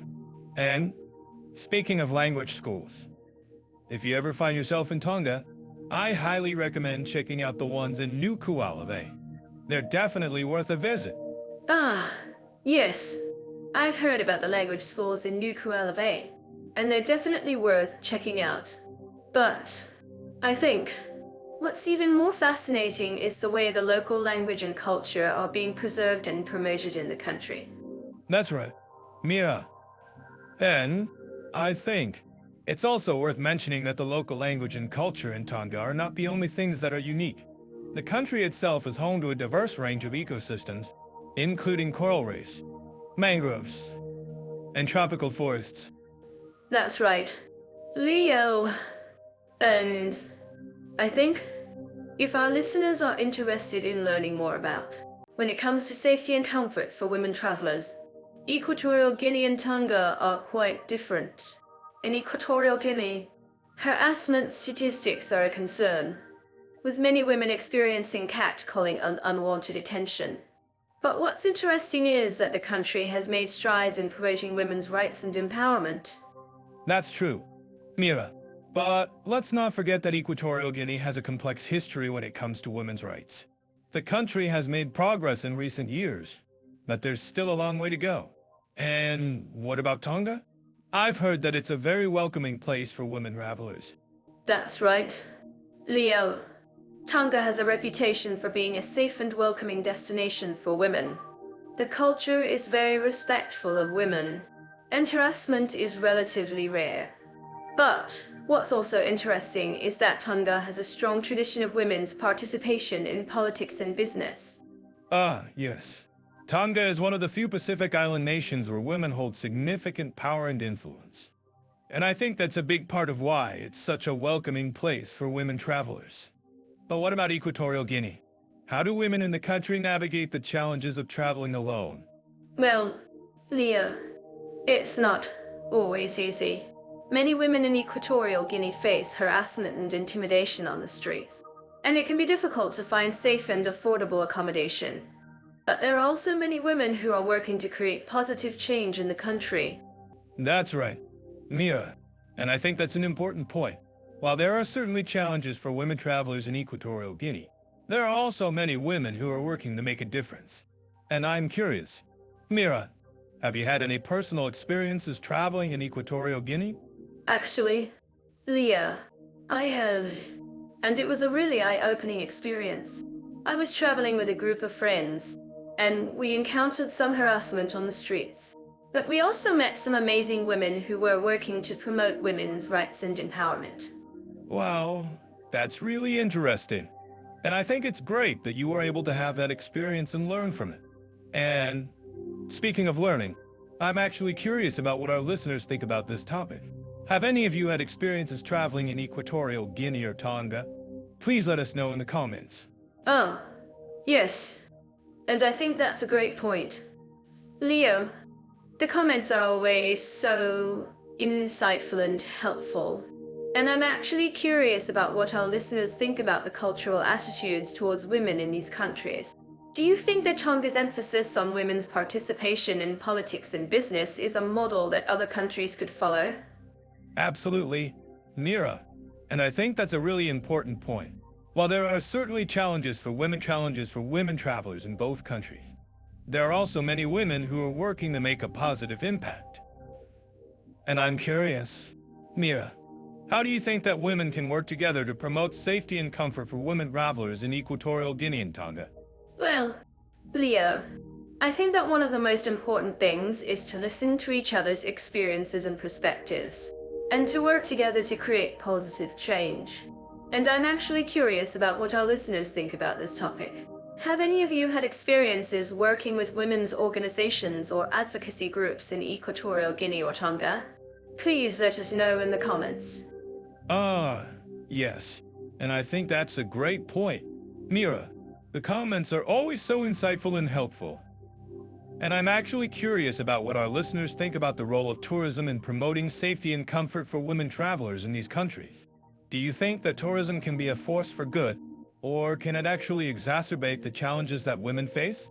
That's a really interesting question, Leo, and I think that it's a complex issue. While tourism can certainly bring economic benefits to a country, it can also create new challenges for women travelers. But I'm curious, Leo, have you had any experiences traveling in Equatorial Guinea or Tonga? How do you think that women can navigate the challenges of traveling alone in these countries? Yes. I have had experiences traveling in both countries, Mira. And I think that one of the most important things is to be aware of one's surroundings and to take necessary precautions to stay safe. And I'm actually curious about what our listeners think about this topic. Have any of you had experiences traveling in Equatorial Guinea or Tonga? Please, let us know in the comments. Oh, yes. And I think that's a great point. The comments are always so insightful and helpful. And I'm actually curious about what our listeners think about the cultural attitudes towards women in these countries. Do you think that Equatorial Guinea's emphasis on women's participation in politics and business is a model that other countries could follow? Absolutely, Mira. And I think that's a really important point. While there are certainly challenges for women travelers in both countries, there are also many women who are working to make a positive impact. And I'm curious, Mira, how do you think that women can work together to promote safety and comfort for women travelers in Equatorial Guinea and Tonga? Leo, I think that one of the most important things is to listen to each other's experiences and perspectives, and to work together to create positive change. And I'm actually curious about what our listeners think about this topic. Have any of you had experiences working with women's organizations or advocacy groups in Equatorial Guinea or Tonga? Please let us know in the comments. Yes. And I think that's a great point. Mira, the comments are always so insightful and helpful. And I'm actually curious about what our listeners think about the role of tourism in promoting safety and comfort for women travelers in these countries. Do you think that tourism can be a force for good, Or can it actually exacerbate the challenges that women face? That's a really interesting question, Leo, and I think that it's a complex issue. While tourism can certainly bring economic benefits to a country, it can also create new challenges for women travelers. But I'm curious, Leo, have you had any experiences traveling in Equatorial Guinea or Tonga? How do you think that women can navigate the challenges of traveling alone in these countries? Yes. I have had experiences traveling in both countries, Mira, and I think that one of the most important things is to be aware of one's surroundings and to take necessary precautions to stay safe. And I'm actually curious about what our listeners think about this topic. Have any of you had experiences traveling in Equatorial Guinea or Tonga? Please let us know in the comments. Yes. And I think that's a great point. Leo, the comments are always so insightful and helpful. And I'm actually curious about what our listeners think about the cultural attitudes towards women in these countries. Do you think that Equatorial Guinea's emphasis on women's participation? So, let's dive into the legal system of Equatorial Guinea and see how it compares to Tonga's. Both countries have their unique approaches to upholding individual rights and freedoms. The land of Equatorial Guinea, where the president holds a lot of power. I'm sure our listeners are familiar with the concept of presidential dominance. Well, let's not jump to conclusions just yet. The 2011 Constitution of Equatorial Guinea does provide some protections for individual rights, but we need to examine how these rights are actually implemented in practice. That's a great point. Mira, and it's interesting to note that Equatorial Guinea has a reputation for being one of the most corrupt countries in the world. I'm sure our listeners are. How can a country with such a poor reputation even have a functioning legal system? Well, let's not forget that corruption is a global issue, and even the most developed countries struggle with it. But I do think it's worth noting that Equatorial Guinea has made some progress in recent years, particularly in terms of human rights. I agree, Mira. And it's also worth noting that Equatorial Guinea has a relatively high level of freedom of speech, compared to some other African countries. However, the government does have a history of suppressing dissent and opposition. That's a good point. And it's interesting to contrast this with Tonga, which has a more traditional Polynesian approach to governance. Tonga's monarch, Chinti Pruviai, holds significant power, but the country also has a robust system of checks and balances. Yes, the monarch of Tonga. I'm sure our listeners are familiar with the concept of a monarchy system. But what's interesting is that Tonga has made significant strides in terms of modernizing its legal system, particularly in recent years. That's right, Leo. And I think it's worth noting that both Equatorial Guinea and Tonga have made efforts to strengthen their legal systems, particularly in terms of protecting individual rights and freedoms. Exactly.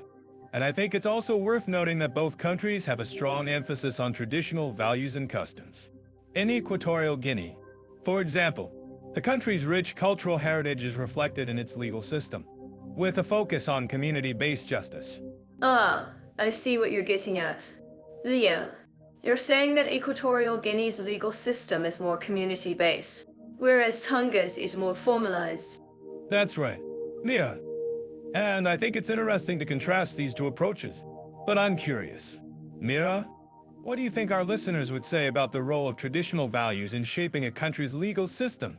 Well, I think our listeners would say that traditional values are an important part of any country's identity, but they shouldn't be used to suppress individual rights and freedoms.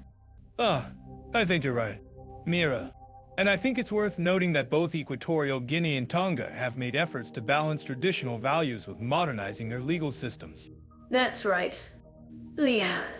And I think it's also worth noting that both countries have a strong emphasis on education and awareness raising, particularly in terms of human rights. I see what you're getting at. Mira, you're saying that both countries are trying to educate their citizens about human rights and the importance of upholding individual freedoms. That's right, Leo. And I think it's a great example of how countries can work to promote human rights and individual freedoms, even in the face of challenges and obstacles. Well, I think we've covered a lot of ground today. Mira, and I'm sure our listeners have learned a lot about the legal systems of Equatorial Guinea and Tonga. I think you're right, Leo. And I'm sure our listeners are eager to share their thoughts and opinions on this topic. So, let's open it up to the comments section and see what our listeners have to say. I'm sure our listeners will have a lot to say about this topic, and I'm to see what kind of feedback we get. Well, it looks like we're running out of time, Leo. But before we go, I just want to say that I'm curious about what our listeners think about the role of traditional values in shaping a country's legal system. I think that's a great question, Mira, and I'm sure our listeners will have a lot to say about it. I'm convinced that both Equatorial Guinea and Tonga have incredible spa and relaxation opportunities. In Equatorial Guinea, I've heard that the beaches are stunning, with crystal clear waters and powdery white sand. It's the perfect place to unwind and soak up the sun. You're right. And in Tonga, the tropical islands offer a serene and peaceful atmosphere, perfect for relaxation. But let's talk about the spas themselves. I've heard that in Equatorial Guinea, there are some amazing resorts with luxurious spas that offer treatments like massages and facials. Exactly. And in Tonga, there are also some great spas, especially in the capital city of Nuku'alofa. They offer traditional Tongan massages, which are said to be incredibly relaxing. I'm actually curious about what our listeners think about this. Have any of you tried a traditional Tongan massage? Well, I think it's great that you're asking our listeners for their opinions. But let's get back to the spas. I've also heard that in Equatorial Guinea, there are some amazing natural hot springs that are perfect for relaxation. Have you ever tried soaking in a natural hot spring, Mira? Oh, yes. I've tried it in a few different countries, and it's always amazing. And in Equatorial Guinea, the hot springs are said to be particularly beautiful, surrounded by lush greenery and tropical flowers. I'm sure our listeners would love to experience that. Absolutely. And in Tonga, there are also some great natural hot springs, especially on the island of Vavo. And let's talk about the cultural aspect of relaxation in these countries. I've heard that in Equatorial Guinea, the locals place a strong emphasis on community and social connections, which can be very relaxing. That's so true. And in Tonga, the emphasis on family and community is also very strong. In fact, I've heard that in Tonga, the concept of whakao is very important. It's the idea of being at peace with oneself and others. That's a great way to describe the relaxed atmosphere of the islands. Yeah, I love it. And I think that's what makes these countries so great for relaxation, the emphasis on community and social connections. But let's not forget about the food. In Equatorial Guinea, I've heard that the local cuisine is delicious, with dishes like grilled fish and stews. That sounds amazing. And in Tonga, the food is also very delicious, especially the traditional Tongan dishes like pua, kayandefe, ikokai. But let's talk about healthy living in these countries. I've heard that in Equatorial Guinea, there are some great initiatives to promote healthy eating and exercise. That's great to hear. And in Tonga, there are also some great initiatives to promote healthy living, especially among the youth. I think it's wonderful that these countries are prioritizing the health and well-being of their citizens. Absolutely. And I think that's what makes these countries so great, the emphasis on community, social connections, and healthy living. If you think this is wrong, please let us know in the comments. We'd love to hear your thoughts. Well, I think we've covered a lot of great topics today. But before we go, let's talk about one more thing, the natural beauty of these countries. I've heard that in Equatorial Guinea, the natural scenery is breathtaking, with mountains, forests, and coastlines. Oh, yes. And in Tonga, the natural beauty is also stunning. With its tropical islands and coral reefs, it's the perfect place to escape the stresses of everyday life and connect with nature. I think that's all for today's topic. Thanks for joining us, everyone. Thanks for tuning in. And don't forget to subscribe to our channel for more great content. I'm curious. Leo, have you ever been to a place where the air is thick with spirituality? I'm of Equatorial Guinea, where the Catholic and indigenous traditions blend in a unique way. Ah, what a fascinating place. I've been there once, and the vibrant colors of the local art and music still stick in my mind. The people are so warm and welcoming. It's like they're sharing their spiritual energy with you. Exactly. And did you know that Equatorial Guinea has a strong tradition of ancestor worship? It's a beautiful way to honor the past and connect with one's heritage. That's so cool. I had no idea. In Tonga, we have a similar concept of respecting our ancestors, but it's more focused on the chiefs and the history of the island. I see what you mean. In Equatorial Guinea, the ancestors are seen as a way to connect with the land and the community, whereas in Tonga, it's more about honoring the leaders and the cultural heritage. Exactly. And speaking of cultural heritage, have you heard about the famous Catholic Cathedral in Malabo, Equatorial Guinea? It's an incredible piece of architecture that reflects the country's rich history. I've heard of it, but I've never been. I'm sure it's breathtaking. And I'm curious, Leo, what do you think about the role of the Catholic Church in Equatorial Guinea? Is it an important part of the country's spiritual identity? Well, the Catholic Church has a significant presence in Equatorial Guinea, but it's not the only faith community. The country has a diverse range of religious groups, including Muslims, Protestants, and indigenous spiritual leaders. That's so true.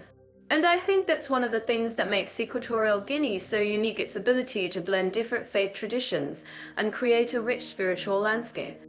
Absolutely. And I think that's something that our listeners can learn from. If you're living in Equatorial Guinea, you might find that your spiritual practices are influenced by the country's diverse faith traditions. That's a great point. Leo, and I'm curious, have you ever encountered any challenges in navigating the different faith traditions in Equatorial Guinea? Yes. There are definitely some challenges. But overall, I think the people of Equatorial Guinea are very open-minded and welcoming to different faith traditions. I see what you mean. And I think that's something that's worth noting, the importance of respect and tolerance in navigating different faith traditions. Exactly. And speaking of respect and tolerance, have you heard about the Tongan concept of talanoa? It's a way of sharing stories and experiences in a spirit of respect and understanding. I've heard of it, but I've never practiced it myself. Can you tell me more about it? Leo? Sure thing. Talanoa is a traditional Tongan way of sharing stories and experiences in a group setting. It's a way of building community and fostering respect and understanding. That sounds beautiful. And I think that's something that we can all learn from, the importance of respect and understanding in our spiritual practices. Absolutely. And I think that's something that our listeners can take away from this conversation, the importance of respecting and understanding different faith traditions. If you're living in Tonga, you might find that the concept of talanoa is an important part of your spiritual practices. That's right. And I think it's something that we can all learn from, the importance of building community and fostering respect and understanding. Well, I think that's a great note to end on. Thanks for sharing your insights about Equatorial Guinea and Tonga. Leo. Thanks for having me. Mira, it's been a pleasure exploring these two countries and their unique spiritual traditions. I'm sure our listeners are eager to dive into social equality, respect for minorities, and diversity in our two countries, Equatorial Guinea and Tonga. Equatorial Guinea, with its diverse population, has made significant strides in promoting inclusivity, especially with the government's efforts to increase representation of women and minorities in public offices. Yes. And Tonga, a small island nation with a strong emphasis on traditional values, has also been working to promote social harmony and respect for minority groups. But I have to ask, Mira, how do you think the cultural differences between these two countries will impact their approaches to social equality? Well, Leo, Equatorial Guinea's cultural diversity is quite unique, with over 60 ethnic groups, each with their own languages and traditions. This diversity has also led to some challenges in promoting social equality, as some groups have historically been marginalized.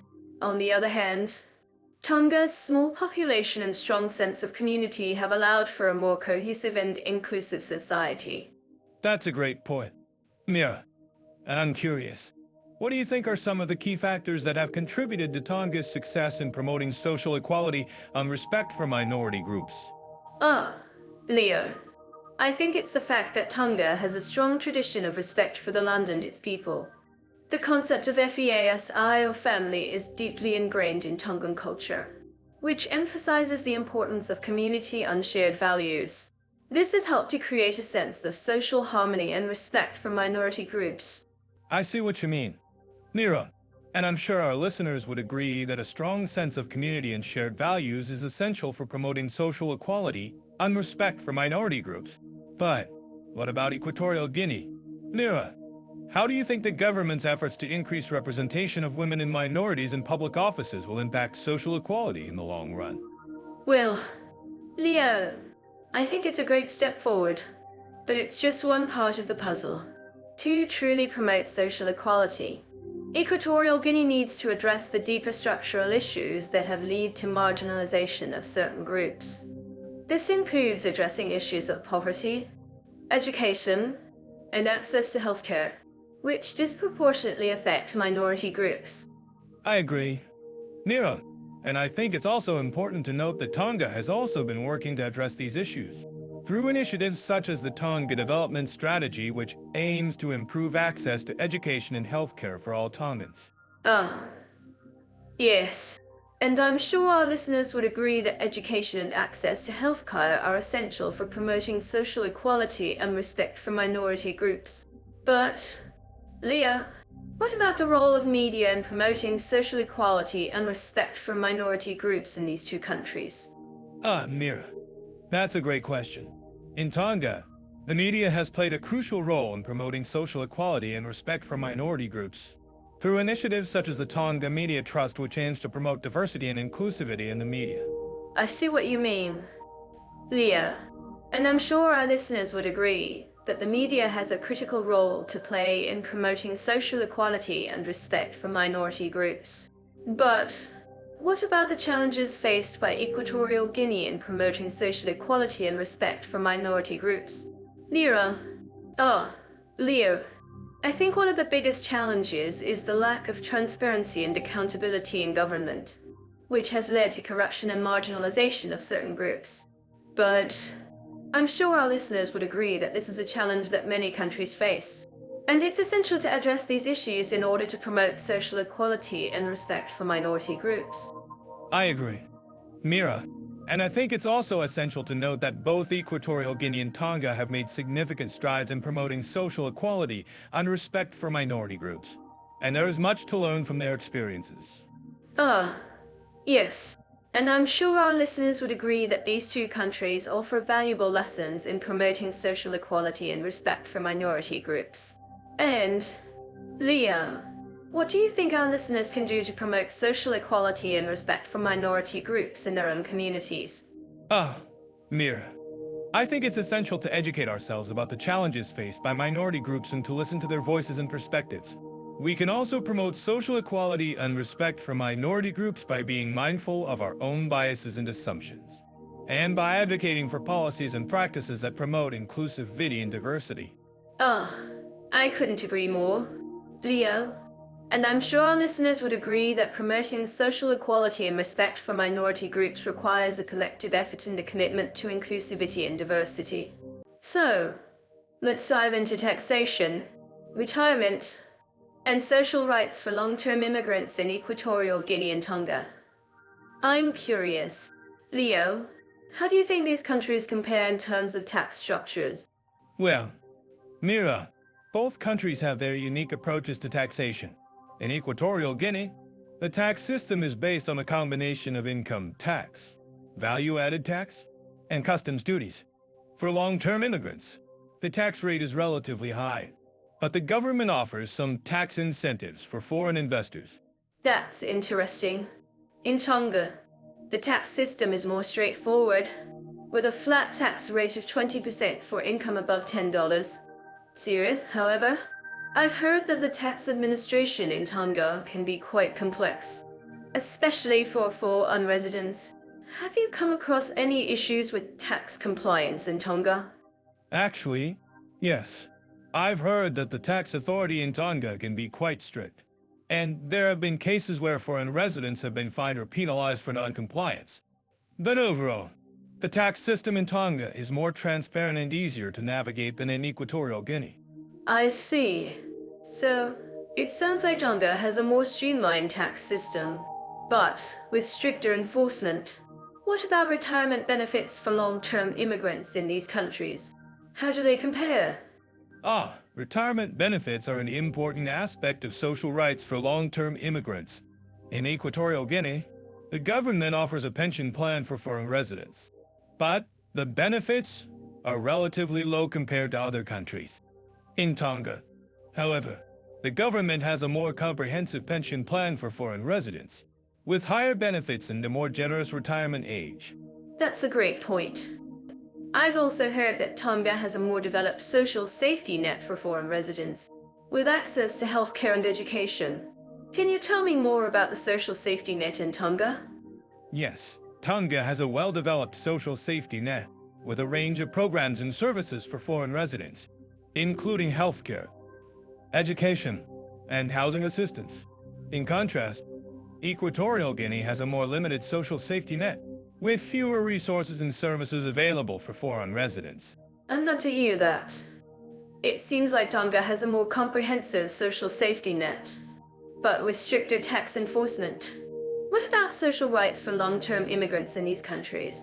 Are there any specific rights or protections that I should know about? Social rights are an important aspect of social rights for long-term immigrants. In Equatorial Guinea, foreign residents have limited social rights, with few protections against discrimination or exploitation. In Tonga, however, foreign residents have more comprehensive social rights, including protections against discrimination, exploitation, and unfair dismissal. That's a great point. Leah, I've also heard that Tonga has a more developed system of social welfare, with a range of programs and services for foreign residents. Can you tell me more about the social welfare system in Tonga? Yes, Tonga has a well-developed system of social welfare, with a range of programs and services for foreign residents, including housing assistance, healthcare, and education. In contrast, Equatorial Guinea has a more limited system of social welfare, with fewer resources and services available for foreign residents. I'm curious. Leah, what do you think are the key differences between the two countries in terms of taxation, retirement, and social rights for long-term immigrants? Well, Mira, I think the key differences are the tax structures, retirement benefits, and social safety nets. Tonga has a more streamlined tax system, a more comprehensive pension plan, and a well-developed social safety net, while Equatorial Guinea has a more complex tax system, lower retirement benefits, and a limited social safety net.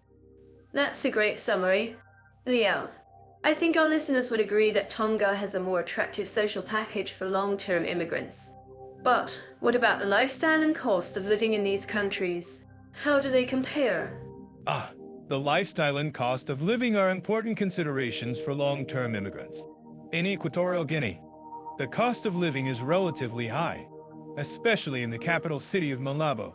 In Tonga, the cost of living is lower, with a more laid-back lifestyle and a lower cost of living. I see.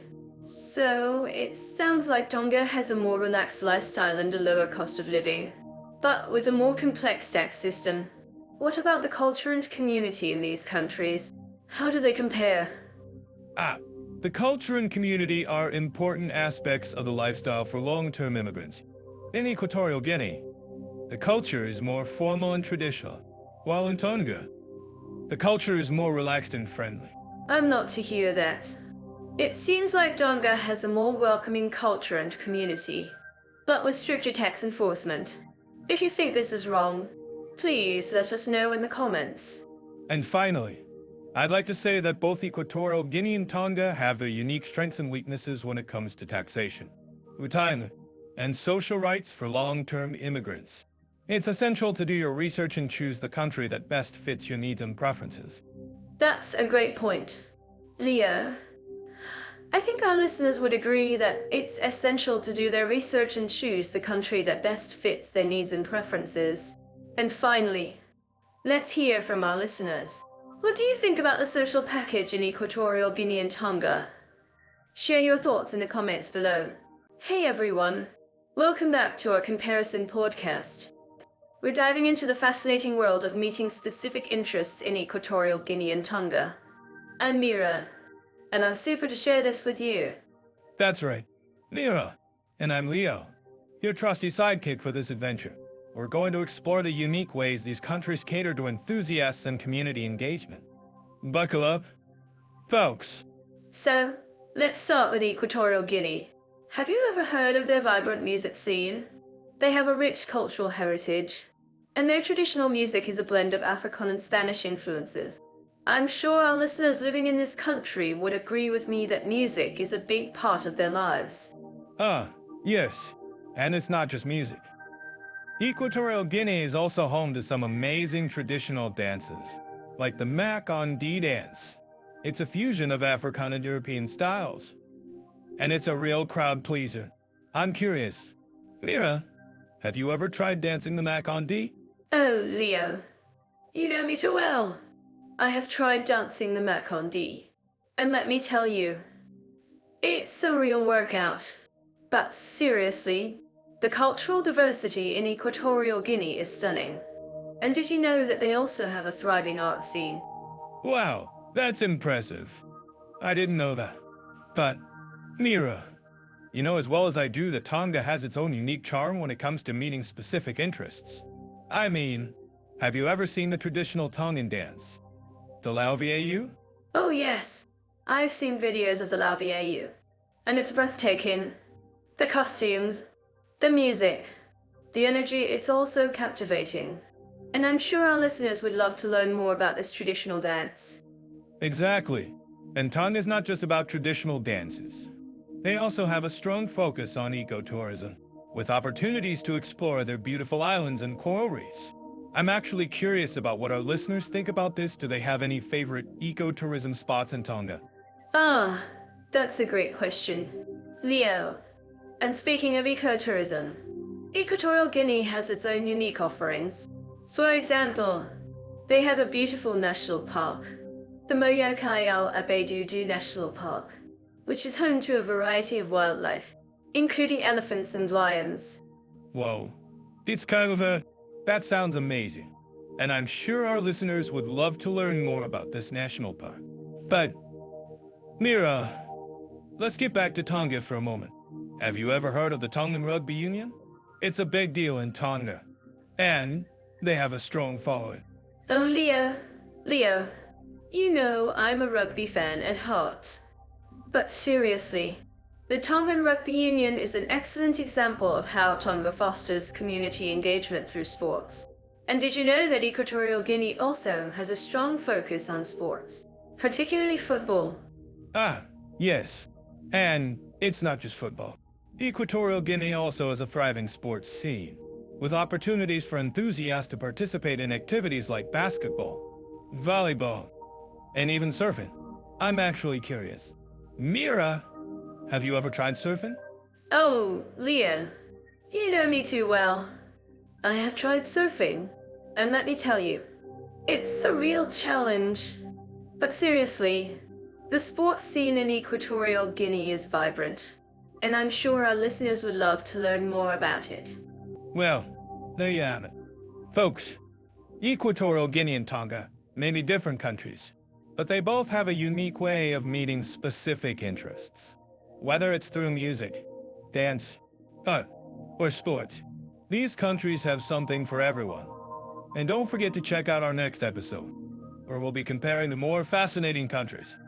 And don't forget to follow us on JetOff AI YouTube for more episodes like this. Hit that bell icon to catch our videos the moment they drop. And be among the first to listen.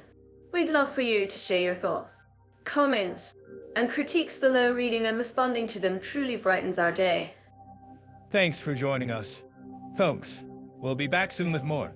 So, until then, take care and see you in the next one. Warmest wishes from us.